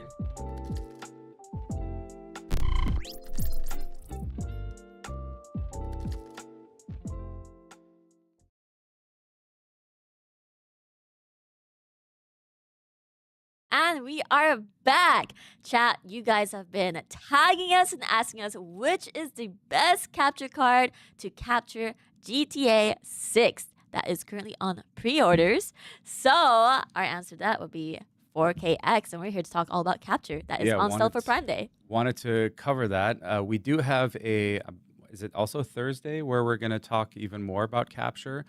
But we wanted to do a quick little thing now just because, hey, the pre-orders for GTA are starting soon. And we wanted to also just get some, get some questions answered there. So first of all, we have for Prime Day, we have, I think actually technically all of our capture cards are on sale. Let's see here. 4KX, 4KS, 4K Pro, and also we're talking more about capture on Friday, by the way. Yeah, so I just want to quickly go over here though, right? But we have all of our capture devices on sale. So 4KS here, you can save up to 25%, 4KX up to 25, and then 4K Pro up to 20. So 4KS, that'll bring you down to $120 for, wow, that's a really good price. For just great 4K 60 SDR capture or 1080p HDR capture.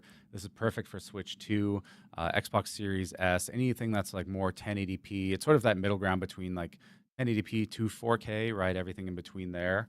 If you want to step it up, we have the 4KX, which is up to 25% off at just $189, down from $250.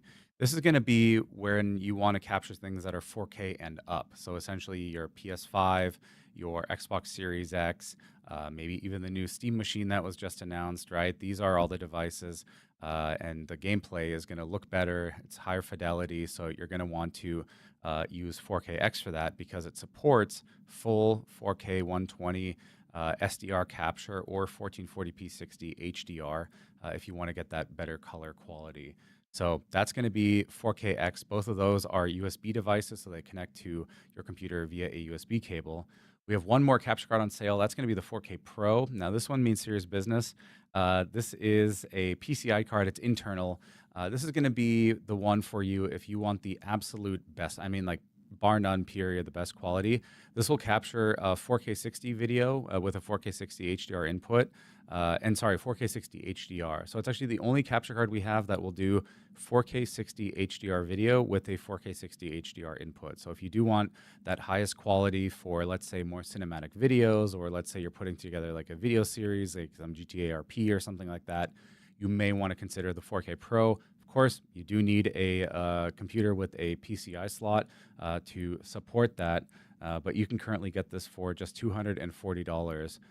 And this is, it's a 20% discount there. So that's kind of how I'd rank those. You know, you have the 4KS, which is great for your kind of 1080p to 1440p and 4K consoles. You have the 4KX, which is great for your 4K devices, and then you have 4K Pro if you really just want the best of the best. Now, we have a really good resource here that also can help you out if you are, watching the stream, but you're not really sure. And you want to dig a little bit deeper. We've got a couple of resources there for you. The first one is going to be the capture card selector. You can just Google this, or you'll also find it on the page. And essentially, what this will do is this is like a little guided helper that will provide suggestions based on what you want to do. So, for example, we can go through here. It'll ask you some questions like, what is your source or input? We'll choose console. Which console do you want to capture? We'll choose PS5 here. What type of computer will you use to capture? Choose the one that you've got. I'll just, for the sake of this little demonstration here, it's like Windows laptop, and boom. So you've got a PS5 and a Windows laptop, and it recommends 4KX here. We've also got some other options like the 4KX if you're looking for something more on a budget. And it also talks about getting ChatLink Pro, which I'll cover in just a little bit here. Due to the oddities that you have with the next gen, or rather the Switch and the PS5 specifically when it comes to audio. So you can also start over. Again, we can go in here and we can say, all right, we want to capture a console. Maybe it's a Xbox, where do we have it? Series X, and I'm on a Windows desktop. And then, of course, you've got that high-end system. You've got a desktop, so 4K Pro is going to be the one for you. Or you can also get Game Capture Neo here. Although, to be honest, I think we might want to update this recommendation It's quite the jump going from 4K Pro to Game Capture Neo. So this is a really, really great resource for you that we have available. The other is if you go on Elgato Explorer, maybe, I don't know if you guys all know about this, but about a year ago now, we launched Elgato Explorer, which is a place where we can put out content for you that's written. So we have our YouTube channel, we do our live streams, but of course, it's also great to have just written content. And we have Elgato Explorer here, and we're putting out tons of guides and information on how to capture and which capture devices are for you. So for example, here you can also type in, what's the difference between 4Ks and 4Kx? You can just Google this, and we have this fantastic guide that shows you side by side, what the main differences are, and then it goes into a little bit of detail on each one as well. So this is also incredibly helpful, hopefully, to you to help make a decision on which capture device is right for you if you're just jumping in, or if you're looking to upgrade an existing device. We also have ones that are like, I think, what is it? Oh yeah, 4KX and 4K Pro. I talked about 4KX being great for those consoles and 4K Pro being really the top of the line. Well, again, this goes through all of this in quite detail with some recommendations as well, going over all the features here. So hopefully this, alongside our capture card selector, as well as videos and other content we have out there, is all the information you need. Or you can stop in the live stream here and ask us questions. That's what we're here for. So if you do have any questions about capture, now is the time to ask. Ask those questions. Yeah, that's actually Yeah. perfect timing because I think you did go over 4K Pro. So Trevon on YouTube asks, can you dive into 4K Pro PCI card? I have one, but don't really know how to utilize it to its fullest capabilities. Yeah, it's actually so with 4K Pro, once you have it installed, it is quite a simple device to use. The goal of these capture devices in general is to just bring the video and audio from your console into your computer. Right out of the gate, I would suggest then installing our Elgato Studio software. That's going to be this right here. Elgato Studio is our first-party software meant for easily recording video and also ensuring that your device is fully up to date with the latest and greatest features in terms of firmware. So in this case here, I'm just going to go ahead and mute this. In this case here, I've got a 4K 60 Pro and a 4KX. In your case, you would actually see the 4K Pro pop up. Here, you can then validate things like the firmware, make sure that your device is all up to date, check that audio is coming in. And if you want to simply start recording, this is going to be the easiest place to do it. We recently added HDR recording as well. So with 4K Pro, since it can capture 4K 60 HDR from a 4K 60 HDR input, you can just toggle on here HDR capture, and then you'll be able to capture video in HDR. This was a recent update. There's a lot of settings you can tweak here. So for example, max resolution. This will simply determine the upper boundary. So for example, if you have a 4K video coming in, you can still record that just at 1080p if you want to, or you could record at the full 4K. If you have higher frame rate video coming in, let's say 4K 120 via 4KX, then you can record that at 60 because, hey, most YouTube supports up to 4K 60. So unless you're doing some like slow motion during editing or something like that, I would suggest just leaving it at 60 FPS. You can also change the quality here, your recording bit rate, and then also, and this depends a little bit on the system that you have, but you can also change the recording codec. H.265 and HDVC is going to give you great quality at lower bit rates. AV1 is like the best right now, so it's even better quality at even lower bit rates. Or you can just get like insanely good looking video if you keep the bit rate the same. And then H.264 is going to be your kind of baseline that works. It's the most compatible. It'll work in definitely any video editor. It'll work on any system. So that's also one that you can use there. Over on your video settings, these are just more device controls here. I recommend not touching these unless you need to or kind of know what they do. And then under audio, you can also choose a chat link, basically an analog audio input if you have one of our USB capture devices with an analog port. So if you have a 4K Pro and you just want to record high quality video, Elgato Studio is going to get you up and running super quick there. If you need to do more, like let's say you want to record live commentary on top of that, or you want to customize your recording quality even beyond what we offer here, then you can do that within OBS Studio quite simply. OBS also has a little walkthrough wizard that sets it up for you, or you can, of course, do it all manually if you'd like. So Elgato Studio is really just meant to get you up and running quickly and to ensure that your device is working well and has all the latest features. If you want to go beyond that, then you can look at software like OBS Studio, which, there you can freely customize and do everything that you want. It can also record HDR. In fact, we have some guides on Elgato Explore on how to record HDR using OBS Studio with any of our capture devices. So yeah, hopefully that answered your question on what you would do with Elgato Studio and also with 4K Pro. Once you add 4K Pro, for example, into OBS, because the question was also how do I get the most out of it? There's really not that much. There's really not that much to do. You just add it to OBS, make sure it's the right size, and that's pretty much it. It's already sending at that point the uncompressed video to OBS, so there's not much more for you to change. Awesome, thank you. So next question is from Nuclear, who's asking, what's the difference between 4K Pro and 4K 60 Pro?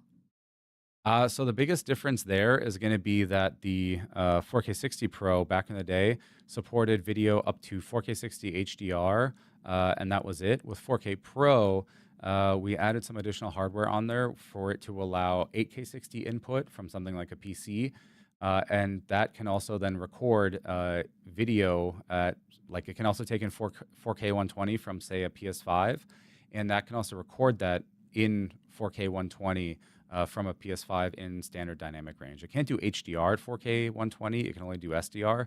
But even that is handled via the on-device tone mapping, which is great. So you can play in HDR. Maybe you've got a nice TV, or an OLED monitor, something like that. You can play in HDR in the full quality and then record that in SDR, and that's being handled by the device itself.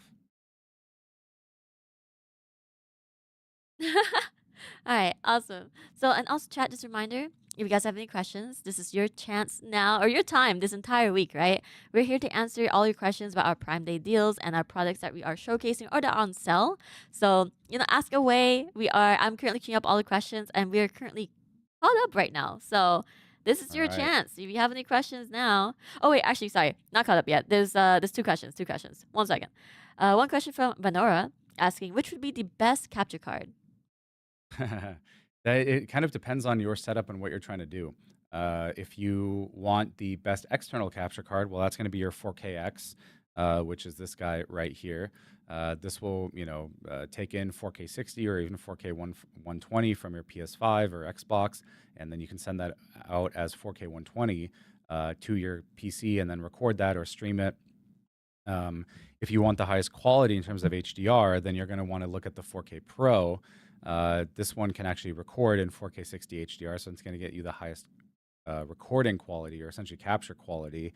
But of course, you do need then a desktop PC. So I really recommend also looking at our resources online.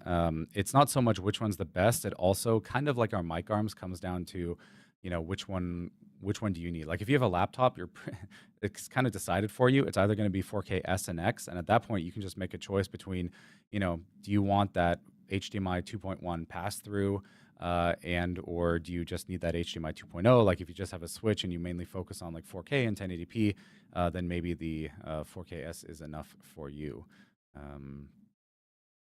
Yeah, Awesome. That would be my answer to which one is best, because it's kind of hard. There isn't really a best one. Thank you, Phil. Next question from Witness, who's asking, can 4KX do 1440p, 144 FPS capture or pass through?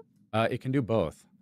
So you can send in a 1440p 144 signal, from a PC, for example, that goes into the capture card, can go out to a TV or monitor, and then over USB, it'll send that same video at 1440p 144 to your computer, and then you can record that if you wanted to at that high quality, or you could stream it. Obviously, with streaming, you're not going to stream it at 1440p 144. You'd probably stream it like 1440p 60. So either the capture card or OBS can handle that conversion of the frame rate from 144 down to 60 or even 30 at that point. Awesome. And the next question is from Ectocaster, who's saying, I'm using OBS to record my Facecam 4K green screen through OBS with a virtual background. Would a capture card help relieve some of my video card performance or not? No gaming happening, just in cam. No. So these are for basically these will a capture card is designed to bring in video from an HDMI source. This does not do the actual recording or live streaming though. It just converts it into a format that your computer can read, that OBS can use, or that Elgato Studio can use. So it really just brings in that HDMI signal in and then converts that into something that the computer can see.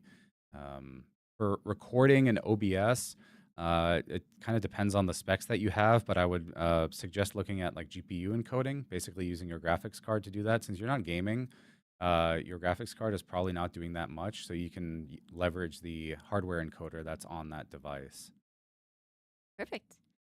And then we have just a quick little comment from Faith and Good Courage, who said they bought the prompter today on Amazon and they really want the 4K. The mic art that was it the Mark II for now is working great. Can't wait for delivery. So Very woo! cool. W. All right. Enjoy your prompter. Make sure to share and tag us too. Like if you guys purchase anything from Prime Day or just from our web store, post it on your socials. Tag us in it. Even tag us like your feedback or like just let us know your thoughts. Let us know your thoughts. And if you order Stream Deck, we love seeing your icons, your profiles, how you use it. So share it because we love seeing those. We love interacting in those posts as well. So share on our Discord, Reddit, Twitter, Blue Sky, Threads, TikTok, you name it, all the social platforms. All the Yep. social platforms. We're there. I don't know if we have any more questions, We but do I would not. like to at this point talk about ChatLink Pro. And this is again going to be especially relevant with these new games coming up. The PlayStation, or let me restart here. So with PlayStation and Nintendo Switch 2, Sorry, restart again. I had to oh, get rid okay. of the thingy. Oh. All right, this is going to be a clip. Okay. Yeah. So with PlayStation, to some degree, Xbox and Nintendo Switch, they have a little quirk about how the audio works. On PlayStation 5, when you have a headset plugged into the controller, no audio comes out of the console itself. So if you have a capture card like this 4KX here and you want to record gameplay video, you'll get the video from the console, but no audio. A solution to this would be you unplug your headset, but then you're not hearing any audio anymore. So how do you work around that? Well, we've developed a product called ChatLink Pro. It's been on the market for a number of years, and it is a cable that basically splits the signal from the controller to your headset. In fact, I've got it a little bit tangled up here. Hey. Somebody just cut this during the edit. Technical difficulties, Yeah. just a little clip right there.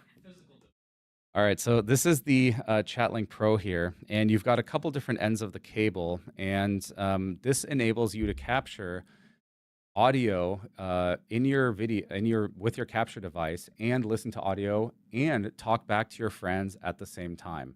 So how does this work? Well, there's a couple different ends to this cable. The most important one is going to be this one right here. So ChatLink Pro, it's got a 4-pole connection here, and you connect this end into your controller. And then what happens is the cable is split out into two other, or basically the audio is split into two cables. One is going to be this female port right here, or this female connector. The other one is this very long male connector. This female connector is where the headset connects into. So this is where you connect your headset, including the microphone that's there. So this is basically a 4-pole connection as well. The other end of this cable, this male connection, that connects to the analog input on your capture device. So if you have a 4KX or a 4KS here, you'll see there's an analog port at the front. This is where you connect that longer portion of the cable. And this will enable you to then record the game audio, record the audio from your party chat or even in-game chat, And you can talk back to your friends in the party chat or in the game, since you have that headset connected back into the controller. One thing to note about this setup is that your voice is not captured into your computer via that same microphone and via the cable. So you do still need your own separate microphone to actually bring into OBS, or if you were doing live commentary.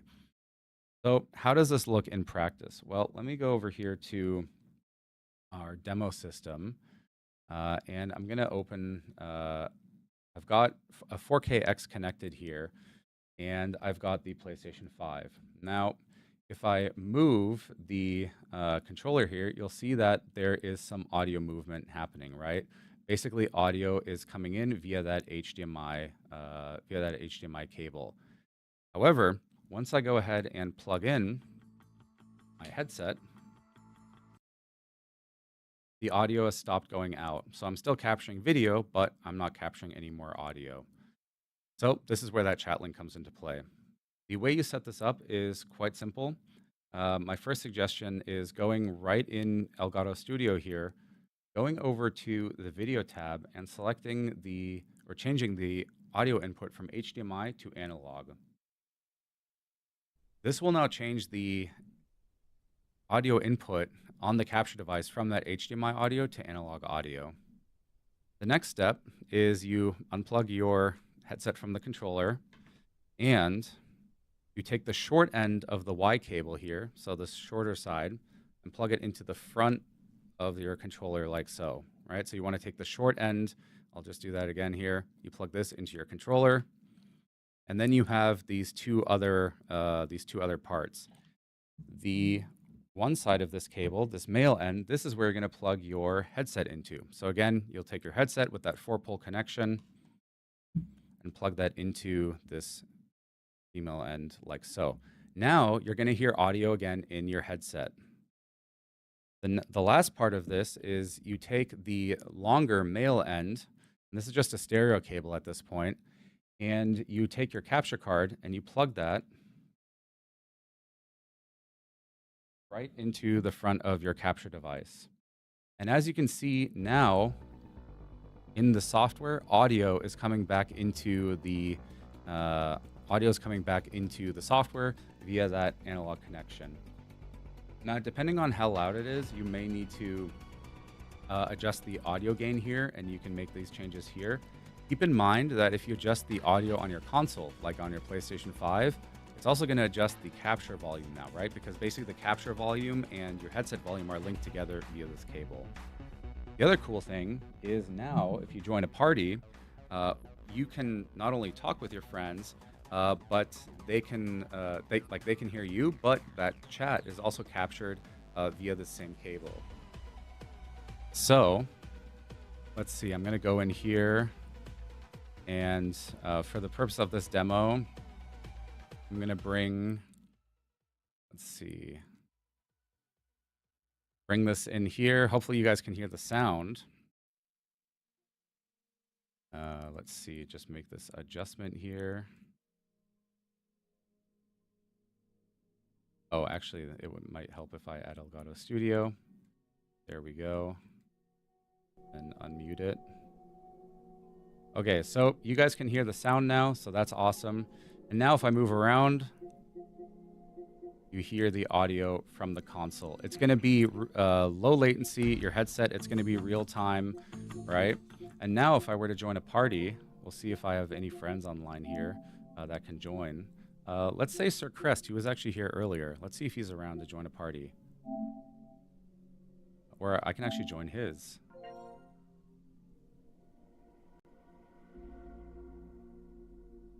Might take a second to join here.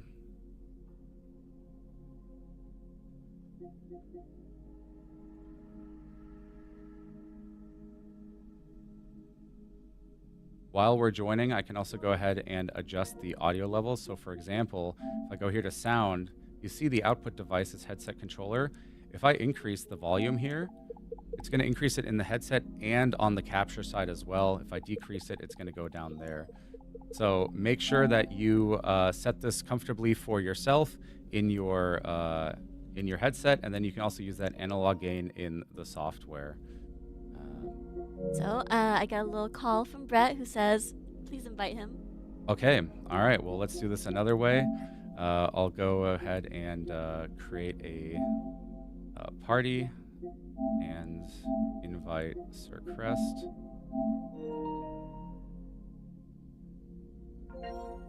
Hey. Might take a second to connect again.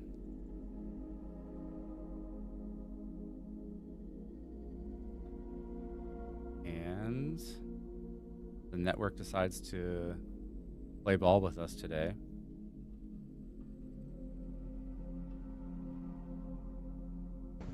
Hello? Oh, there you go. Hey. Hey, can you hear me? Yeah, not sure what was going on there.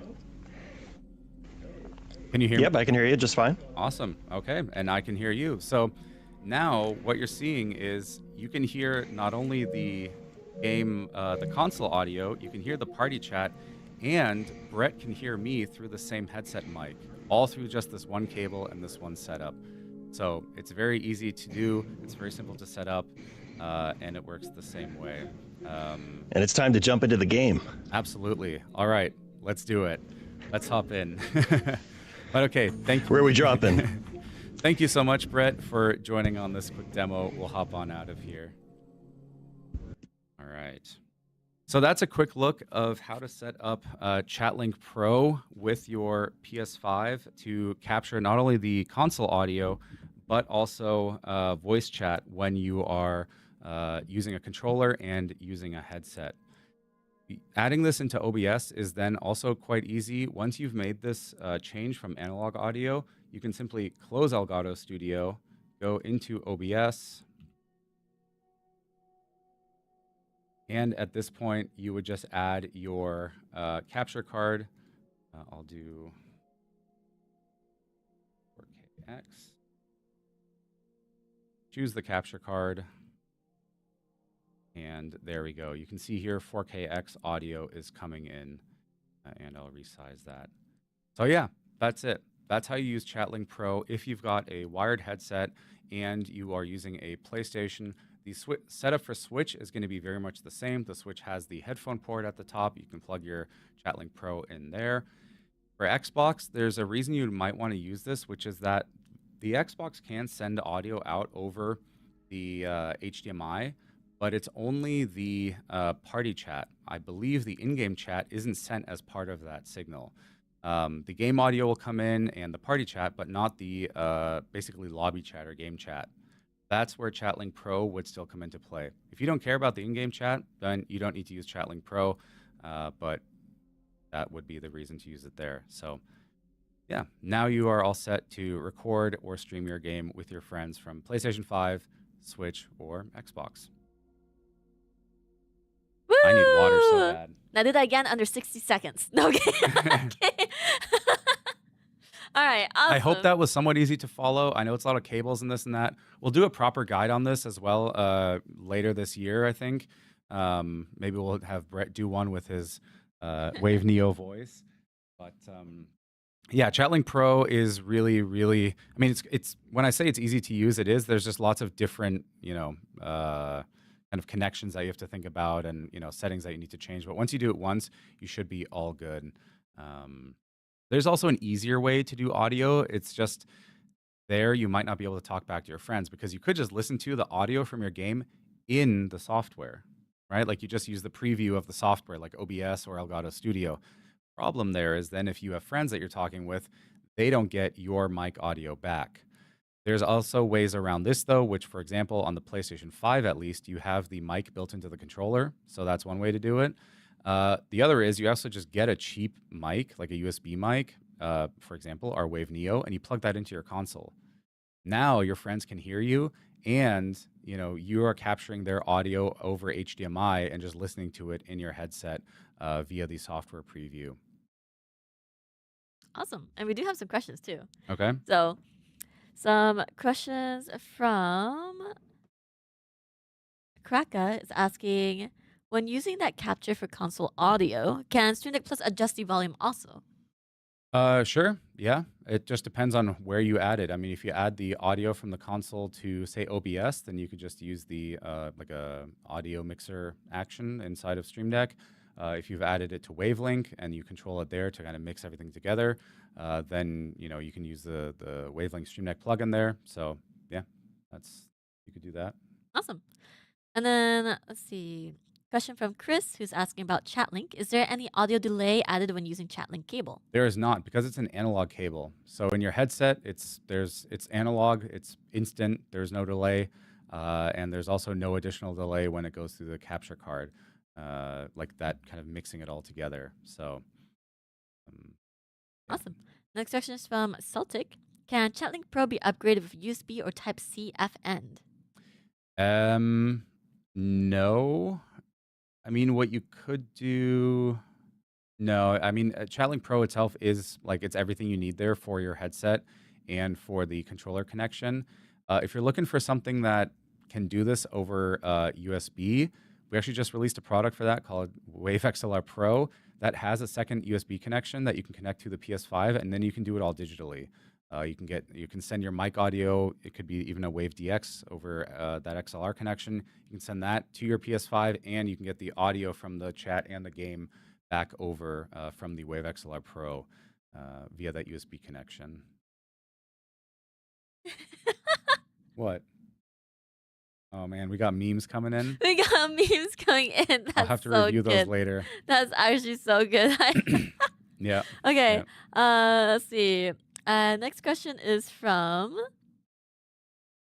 Beast, who's saying, is there a discount on Stream Deck XL? So it varies by region. So you just need to go over to our website, or not sorry, website, but Amazon. Go to our website or Amazon. But we can actually showcase the web store, right? But we'll go through it again actually, so you can see it. But deals are based by region. So depending on your region, it may be on sale, it may not be. For us, it's on sale. Yeah. But yeah, so when you go to Elgato.com, you can see all of the deals here. When you scroll down, or on the left, there's going to be a little Navi menu here, so you can go immediately to things like Stream Deck, and then you'll see all of the devices that are on sale. The one that you want to get, just click Buy on Amazon, and you'll be taken right to that page. Yep. Perfect. All right. Do we have any more questions from chat? This is your time because we're currently now caught up on questions. So if we missed any, or you guys still have a question about all the things we've showcased, then go ahead and ask away in chat. If not, then what I could do is actually talk a little bit about the capture setup. If you're using a 4KX, for example, and you just got it, what would that look like? So we can also run. Awesome. We have some comments from Kraka that says, I'm gonna need bigger desk. And then Star is like, is Phil's exclusive stream setup on sale as a bundle? My exclusive stream setup? I don't have a stream setup. I don't know what we're talking about. He's just like, I don't know. I don't know. Oh, stop it, chat.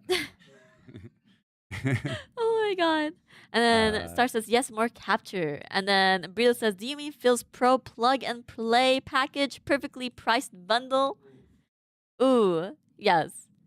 We have a question from Travone over on YouTube asking, is the Wave XLR workaround you just spoke about only works for the Mark 1 as well? Let's see. I need to real quick. It's our Uber Eats order. Oh, okay. Perfect. Then while we wait on that, I do want to... Oh, Mario, your Wave DX arrives on Thursday. W. So fast. Like, Amazon Prime is very quick with the delivery, which is actually insane. Okay. Okay. All right. Food is good. Awesome. So Javone's asking, does the Wave XLR workaround you just spoke about only work for the Mark II as well? It's only the Wave XLR Pro, in fact. So not the Wave XLR Mark II. Wave XLR Pro has two USB connections. One for your primary system, basically a PC or a Mac, and then another one for a secondary system. That secondary one could be a console like a PS5, could be another PC, could be a phone, whatever. But it's Wave XLR Pro that has the two USB, basically inputs and outputs. So, awesome. Yeah, should we talk a little bit about basically what it looks like when you set up your console for the first time? Yeah, let's do it. Okay, sweet. So, do we actually have another HDMI cable somewhere laying around? I think that would help in the... Oh, we got our W production staff over here. Awesome, because I think this will make it easier to demonstrate. All right, so let's see here. Get this adjusted. So when you get your, all right, good, ready? Ready. Okay. So when you get your capture card, in this case a 4K-S or X, you're going to get two cables in the box. The first one is going to be a USB-C to C cable, and the second is going to be a HDMI cable. What you'll also need for the setup at minimum is also the HDMI cable that's connecting your console to your TV at the moment. So basically 2 HDMI cables and the USB cable. The setup starts like this. First, you'll want to connect the USB-C cable to your computer into an available USB-C port, ideally also USB 3.0 to make sure you get the maximum bandwidth there.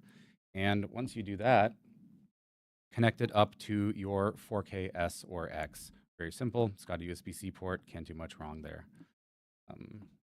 So you just connect it to the USB-C port on your capture device. The next thing you'll want to do is take the HDMI cable that is connecting your console to your TV and unplug it from your console and connect it to the HDMI out of your capture card and then the HDMI in on your TV. So basically, you're now making the capture card the input to your TV or monitor. So the way that would look is you just take your HDMI cable, in this case I'm using one of our own, and you have an HDMI in and an HDMI out on the capture card. You want to pay close attention to those ports. They are labeled, but they are different, so make sure you're connecting it to the right one. So you take the HDMI cable and you plug it from the HDMI out. Imagine this is going now to your TV or to your monitor. Then the next thing you would do is take the HDMI cable that was included with your capture device, and you would connect that to your console, and then from your console to the capture card's HDMI input.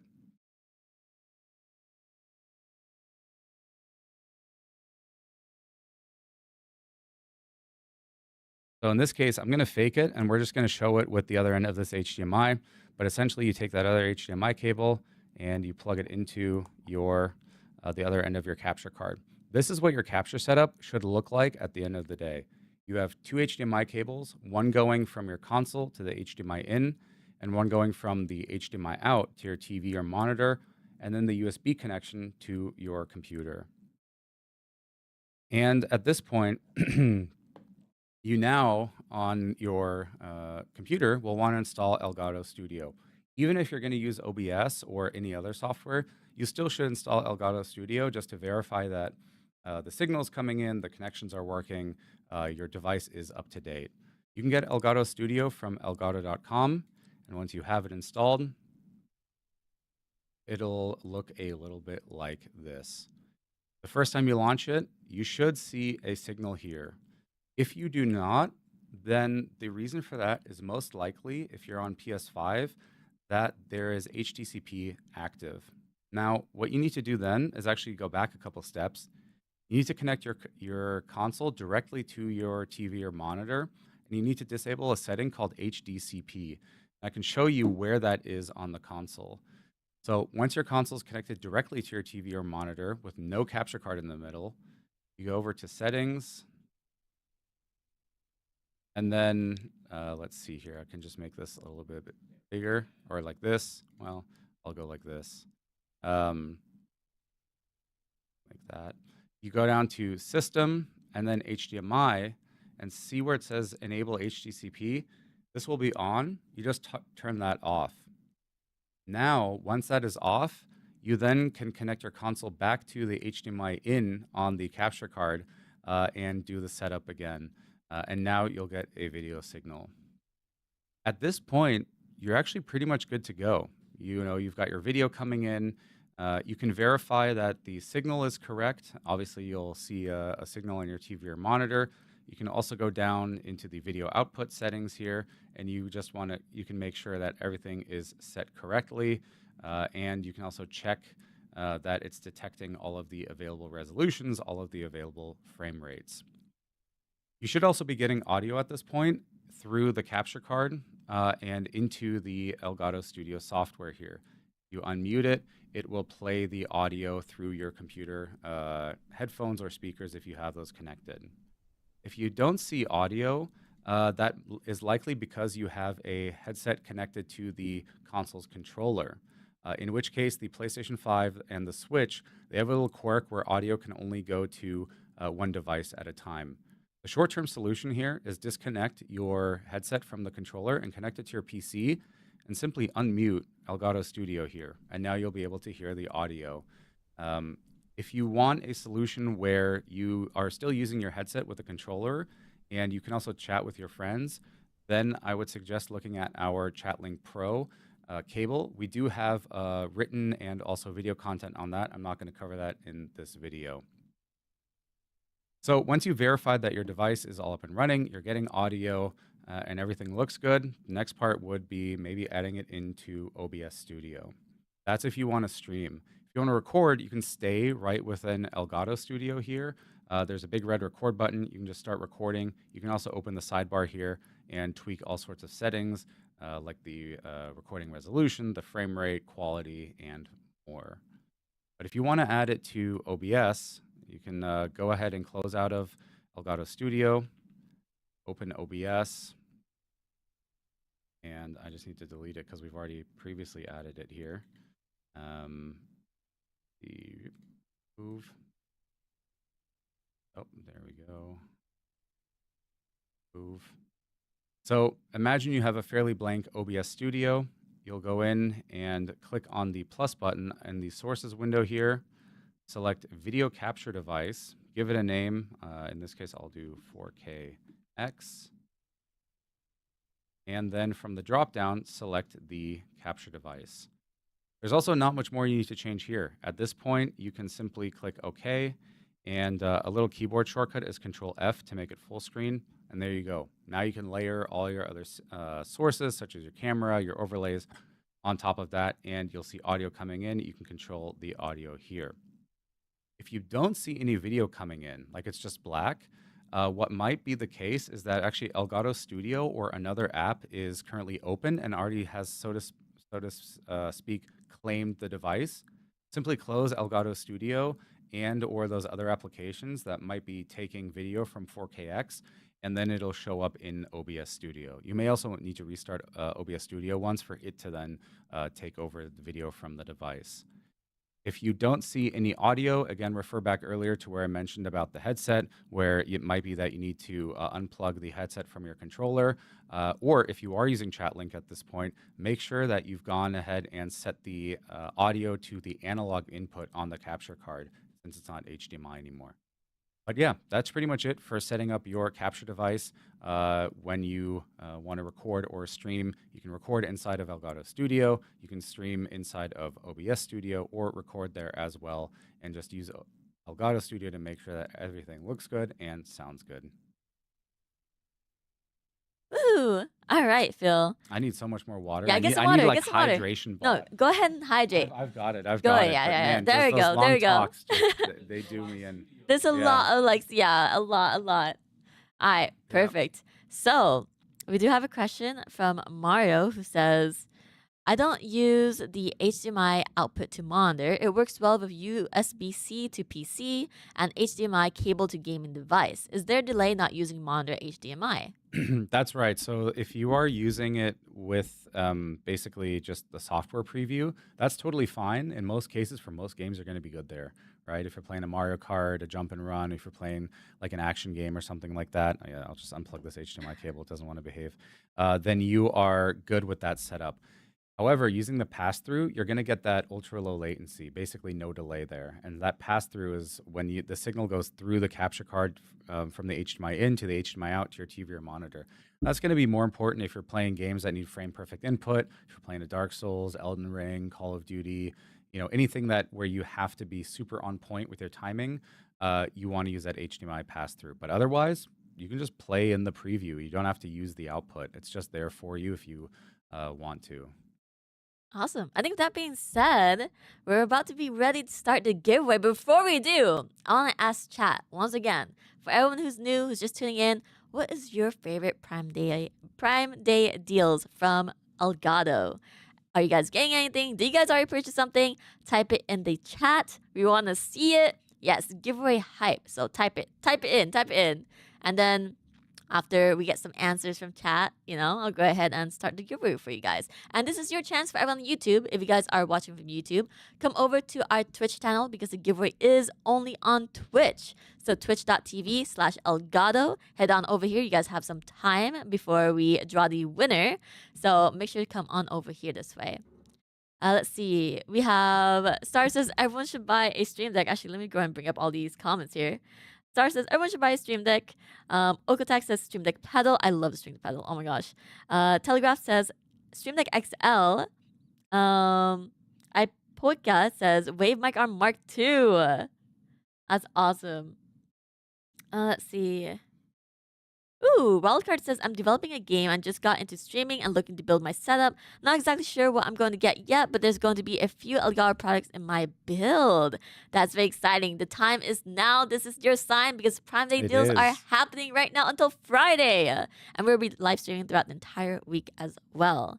Let's see. Matcha says, Stream Deck XL plus XLR. Ooh, let's go.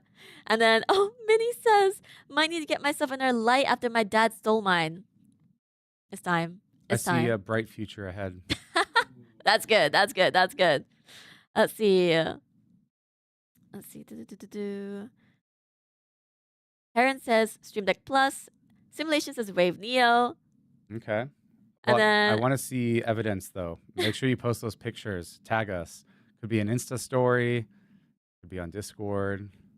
Ooh, Geeky says just purchase a few key lights, stream cam 4K, and a mic arm. Let's go! Enjoy your new upgrades, chat. Make sure you show. Oh my gosh. Also, when you have everything set up in your setup, please tag us in your photos. Like post your setup photos on socials or go to our Flexzone channel on Discord and share your setup photos. We love seeing them. We, sometimes, if we really like them, we might ask if we could, share on our socials with permission, of course, and credit. So take those nice photos for us. All right.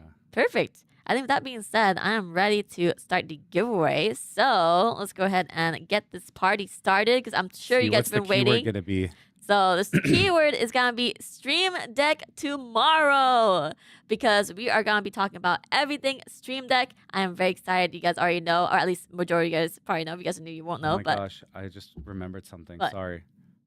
Do we have a Prime Day badge, like a viewer badge right now? We do not. On chat? I don't think so. Do we? Do we have one right now? We should. We should. If we don't. But anyways, Stream Deck tomorrow. So Stream Deck tomorrow. I'll give you guys 3 guesses as to what we're gonna talk about during tomorrow's live stream. 3 guesses. Oh, look, chat's getting it all right. Everyone says Stream Deck tomorrow. Wow, they got this in the bag. Yeah. Also, you don't need to spam it, chat, by the way. Just FYI, you only need to type it once. That's it. It's only 1 entry per person. Make sure to hit that follow button on Twitch right now because if we draw the winner and you're not following, we are doing a reroll. It would be very unfortunate because that has happened before. So make sure you are following us on Twitch. And once again, if you're on YouTube, head over to Twitch because this is a Twitch-only giveaway. So make sure you go to twitch.tv/Elgato, type in Stream Deck tomorrow in the Twitch chat to enter to win a Wave Neo. Must be following, must be 18 plus. Let's see. I don't remember from the top of my head at the moment. Where is it? Where are my commands? Here you go. So, must be 18 plus, following the channel, present when the winner is drawn. Then you guys have 60 seconds to type anything in chat to claim your prize or reroll. It is open to US, Canada, UK, Europe residents only, and 1 entry per person. So reminder, it is only open to these regions for the giveaway. If you do end up winning and you're from a country that's not listed, then we will have to unfortunately let you know that, hey, we cannot ship you this giveaway item because as stated on the stream and in the terms, we're not able to ship there at the moment for these giveaways, just for the giveaways. So there you go. Ooh, let's see. We got that in focus there? Is it not wanting to focus? There we go. There's a. Oh yeah, I guess I touched it a little bit, but yeah. This is the Wave Neo that we are giving away. Okay, not that specific one. It's gonna be a Well, new one. not this one. Yeah, you're getting a new one. But yes, a Wave Neo mic. A completely new unopened box, right? Just to Yeah. clarify, because some people might take that like literally and think we're gonna ship that to them. No, not this one. Not this one. We've used this one. Yes, you get a new one, chat. All right, I'm making it clear. It's a complete new unopened Wave Neo box as a giveaway prize. Oh my god. But also, so let's go right. ahead and show the stream schedule. Was it the stream schedule for the rest of the week? So while we're waiting, so once again, we have a ton of streams for the entire week. So tomorrow we have region streams. So it's gonna be Portuguese at 2 p.m. UTC, and then we're gonna be doing our Stream Deck showcase at 5 p.m. UTC, which is gonna be it's gonna be at 10 a.m. Pacific Daylight Saving Time. So we're gonna be talking all about Stream Deck. I'm very excited. I love Stream Deck. We have so much to show and so much to talk about. And then on Thursday we have our German stream and Portuguese stream again, and then our video showcase where we're gonna be showcasing our webcams, lighting, and prompter, and that's gonna be starting at 5 p.m. UTC, which is gonna be 10 a.m. Pacific Daylight Saving Time. And then on Friday, that's gonna be our last stream for Prime Day besides Japan, because Japan's Prime Day is completely like it's like in 2 weeks, right, or so. And then we're going to be going over a recap and talking about capture cards and going over all our sales and answering any last questions you guys may have before you guys make that purchase on our Prime Day deals. And then we have July 7th, July 13th, which is going to be our Prime Day for our Japanese team. So over in Japan team. Make sure you come in. They're going to be streaming at 10 a.m. UTC. Very cool. All right, enough yapping. Should we do this giveaway? And wait, there's more. We should also go over the web store Prime Day deals once more. Quickly go over them, showcase them, and then we'll do the giveaway. Jasmine's just prolonging this as long as possible. But yes, if you are interested in Prime Day deals, of course, you can find those on Amazon. The easiest place, though, to at least get an overview of everything is going to be on Elgato.com. Just head over to our website. It's going to automatically pick your region. I figure most of you are in the US who are watching, but if you're in a different region, it'll automatically select that. If not, you can do that in the drop down there. And then you can see all of the deals that are going on here, including, I mean, it's just everything. We've got our bigger sales at the top here. These are kind of the highlights. When you find something you want to get, just click on Buy on Amazon. It'll take you right to that page. It's so easy. And we've got a bunch of stuff. Everything is live right now, so you don't need to wait. There's no like tomorrow deals or something. This is all live right now. And there are some bundles, though, that are not on Amazon. Those are on Elgato.com. We've got a prompter bundle here, a prompter on a Master Mount L or on a Wave Mic Arm LP. We've also got an audio bundle here. So if you are looking to upgrade your entire audio stack, then you can get a Wave DX XLR mic, a Wave Mic Arm LP, and a Wave XLR Mark II, all for just $280. So these are going to be exclusive to Elgato.com. Again, if you scroll down on the site or use the navigation on the left here, you'll be able to find these deals. Lastly, there's also Prime Day deals on our marketplace. So let's say you pick up a Stream Deck or you have a Stream Deck already or you're using Wavelink and you are looking for some new audio effects, you can go ahead and head over to Elgato Marketplace. And when you check out, let's say there's obviously great free plugins, free VSTs, and much more. However, if you find some that are paid, then you can get up to 20% off on supported ones. So you can see here, there's backgrounds, there's LUTs for Camera Hub, there's even Wavecast you can get a discount on, there's screensavers for Stream Deck, and so much more. So just during checkout, enter that code Prime Day for 20% off, which is super cool. In fact, I think even some of my stuff is on here, like my Stream Deck plugin, and well, my VST is free. I don't do paid. So, but yeah, there's many great creators who are on here and makers, and we're also going to be talking about and showcasing some of them later this week. So check that out at Elgato Marketplace. Awesome. And I did see we got a question really quickly who was asking about, are all Prime Day deals out now? Yes, they are, Chance.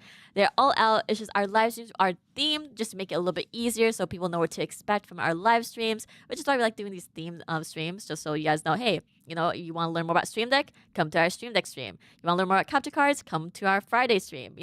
Just so that way it's kind of like you guys are coming in with expectation of what we're gonna be talking about versus just having an open Q&A where we may just be bouncing off everywhere. So it's a little bit more organized that way. But all right, with that being said, is there anything else you want to say before I draw the winner? Nope, let's do it. Let's find one lucky winner who takes home a Wave Neo today. All right, chat. Once again, this is your last call. Make sure to hit that follow button because you got some time. If you don't, big oof. All right. Yes, let's get some hearts in chat for the team. Prime day 1, complete of the live stream. So, all right, on the count of 5, 4, 3, 2, 1.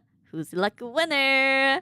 Oh, Simulations! Congrats! TW Simulations on winning your Wave Neo. They're in chat earlier, and they're also like one of our regulars? Because I see their username all the time whenever we do these live streams. So make sure to type something in chat. Simulations were here earlier. Oh, let's go! They're here. They typed. Congratulations! Awesome. Congrats. So make sure your DMs are open over on Twitch. I'll be reaching out to you sometime. Like we're actually having lunch right after this, so give me like maybe an hour-ish. After lunch, I'll reach out to you, right? Just expect a DM within 2 hours. Within the next 59 minutes and 59 seconds. So within 2 hours, okay. I'm so happy. Oh my god. Yeah, congrats again. And let's go ahead and see. I think I have someone I saw, one of our creators who is currently live, and we're going right into Night and Nader. Yeah, Night and Nader. An incredible creator. You might have seen a lot of her content over on Elgato, or like posts and such. So she makes great content. She is live right now, so we'll be rating her momentarily. But with that being said, I don't think I have anything else. No? Yeah, I think that's it. Thank you everyone for joining. Enjoy Prime Day. Also tomorrow, definitely, when we're back, let us know what you guys picked up for, what kind of deals you got. Post it in the chat. Tomorrow we'll be talking all about Stream Jasmine, say it one more time for the people in the back. Stream Deck. Okay, so we're talking about Stream Deck tomorrow. So tune in then. We're going to go talk all about the hardware, the software, the incredible integrations, plugins, and so much more. I'm very much looking forward to it. It's always a good time. So yeah, with that being said, I think also get the Elgato Drops plugin. There's that as well, the Elgato Drops plugin. Yes, so if you are wondering how much more time you have until Prime Day is over, or if you have a couple products that are on your wish list, you can go ahead and add those in the Drops plugin. This is pretty cool. If you have feedback on it, definitely let us know. This has been a fun little project to build out. So we're always trying to do cool stuff for you guys, and you already have a Stream Deck sitting right in front of you. So why can't it just always tell you about the latest and greatest deals and maybe save you some money at the same time? And going on. Walk them through this plugin tomorrow too. So absolutely, we're talking all about Stream Decks. That's actually perfect. Yeah. So with that being said, thank you everyone for joining us. Thank you, Jasmine, for being a great host as always, and Chris and the team behind the scenes. Yes. And we will see you guys all tomorrow. Bye-bye.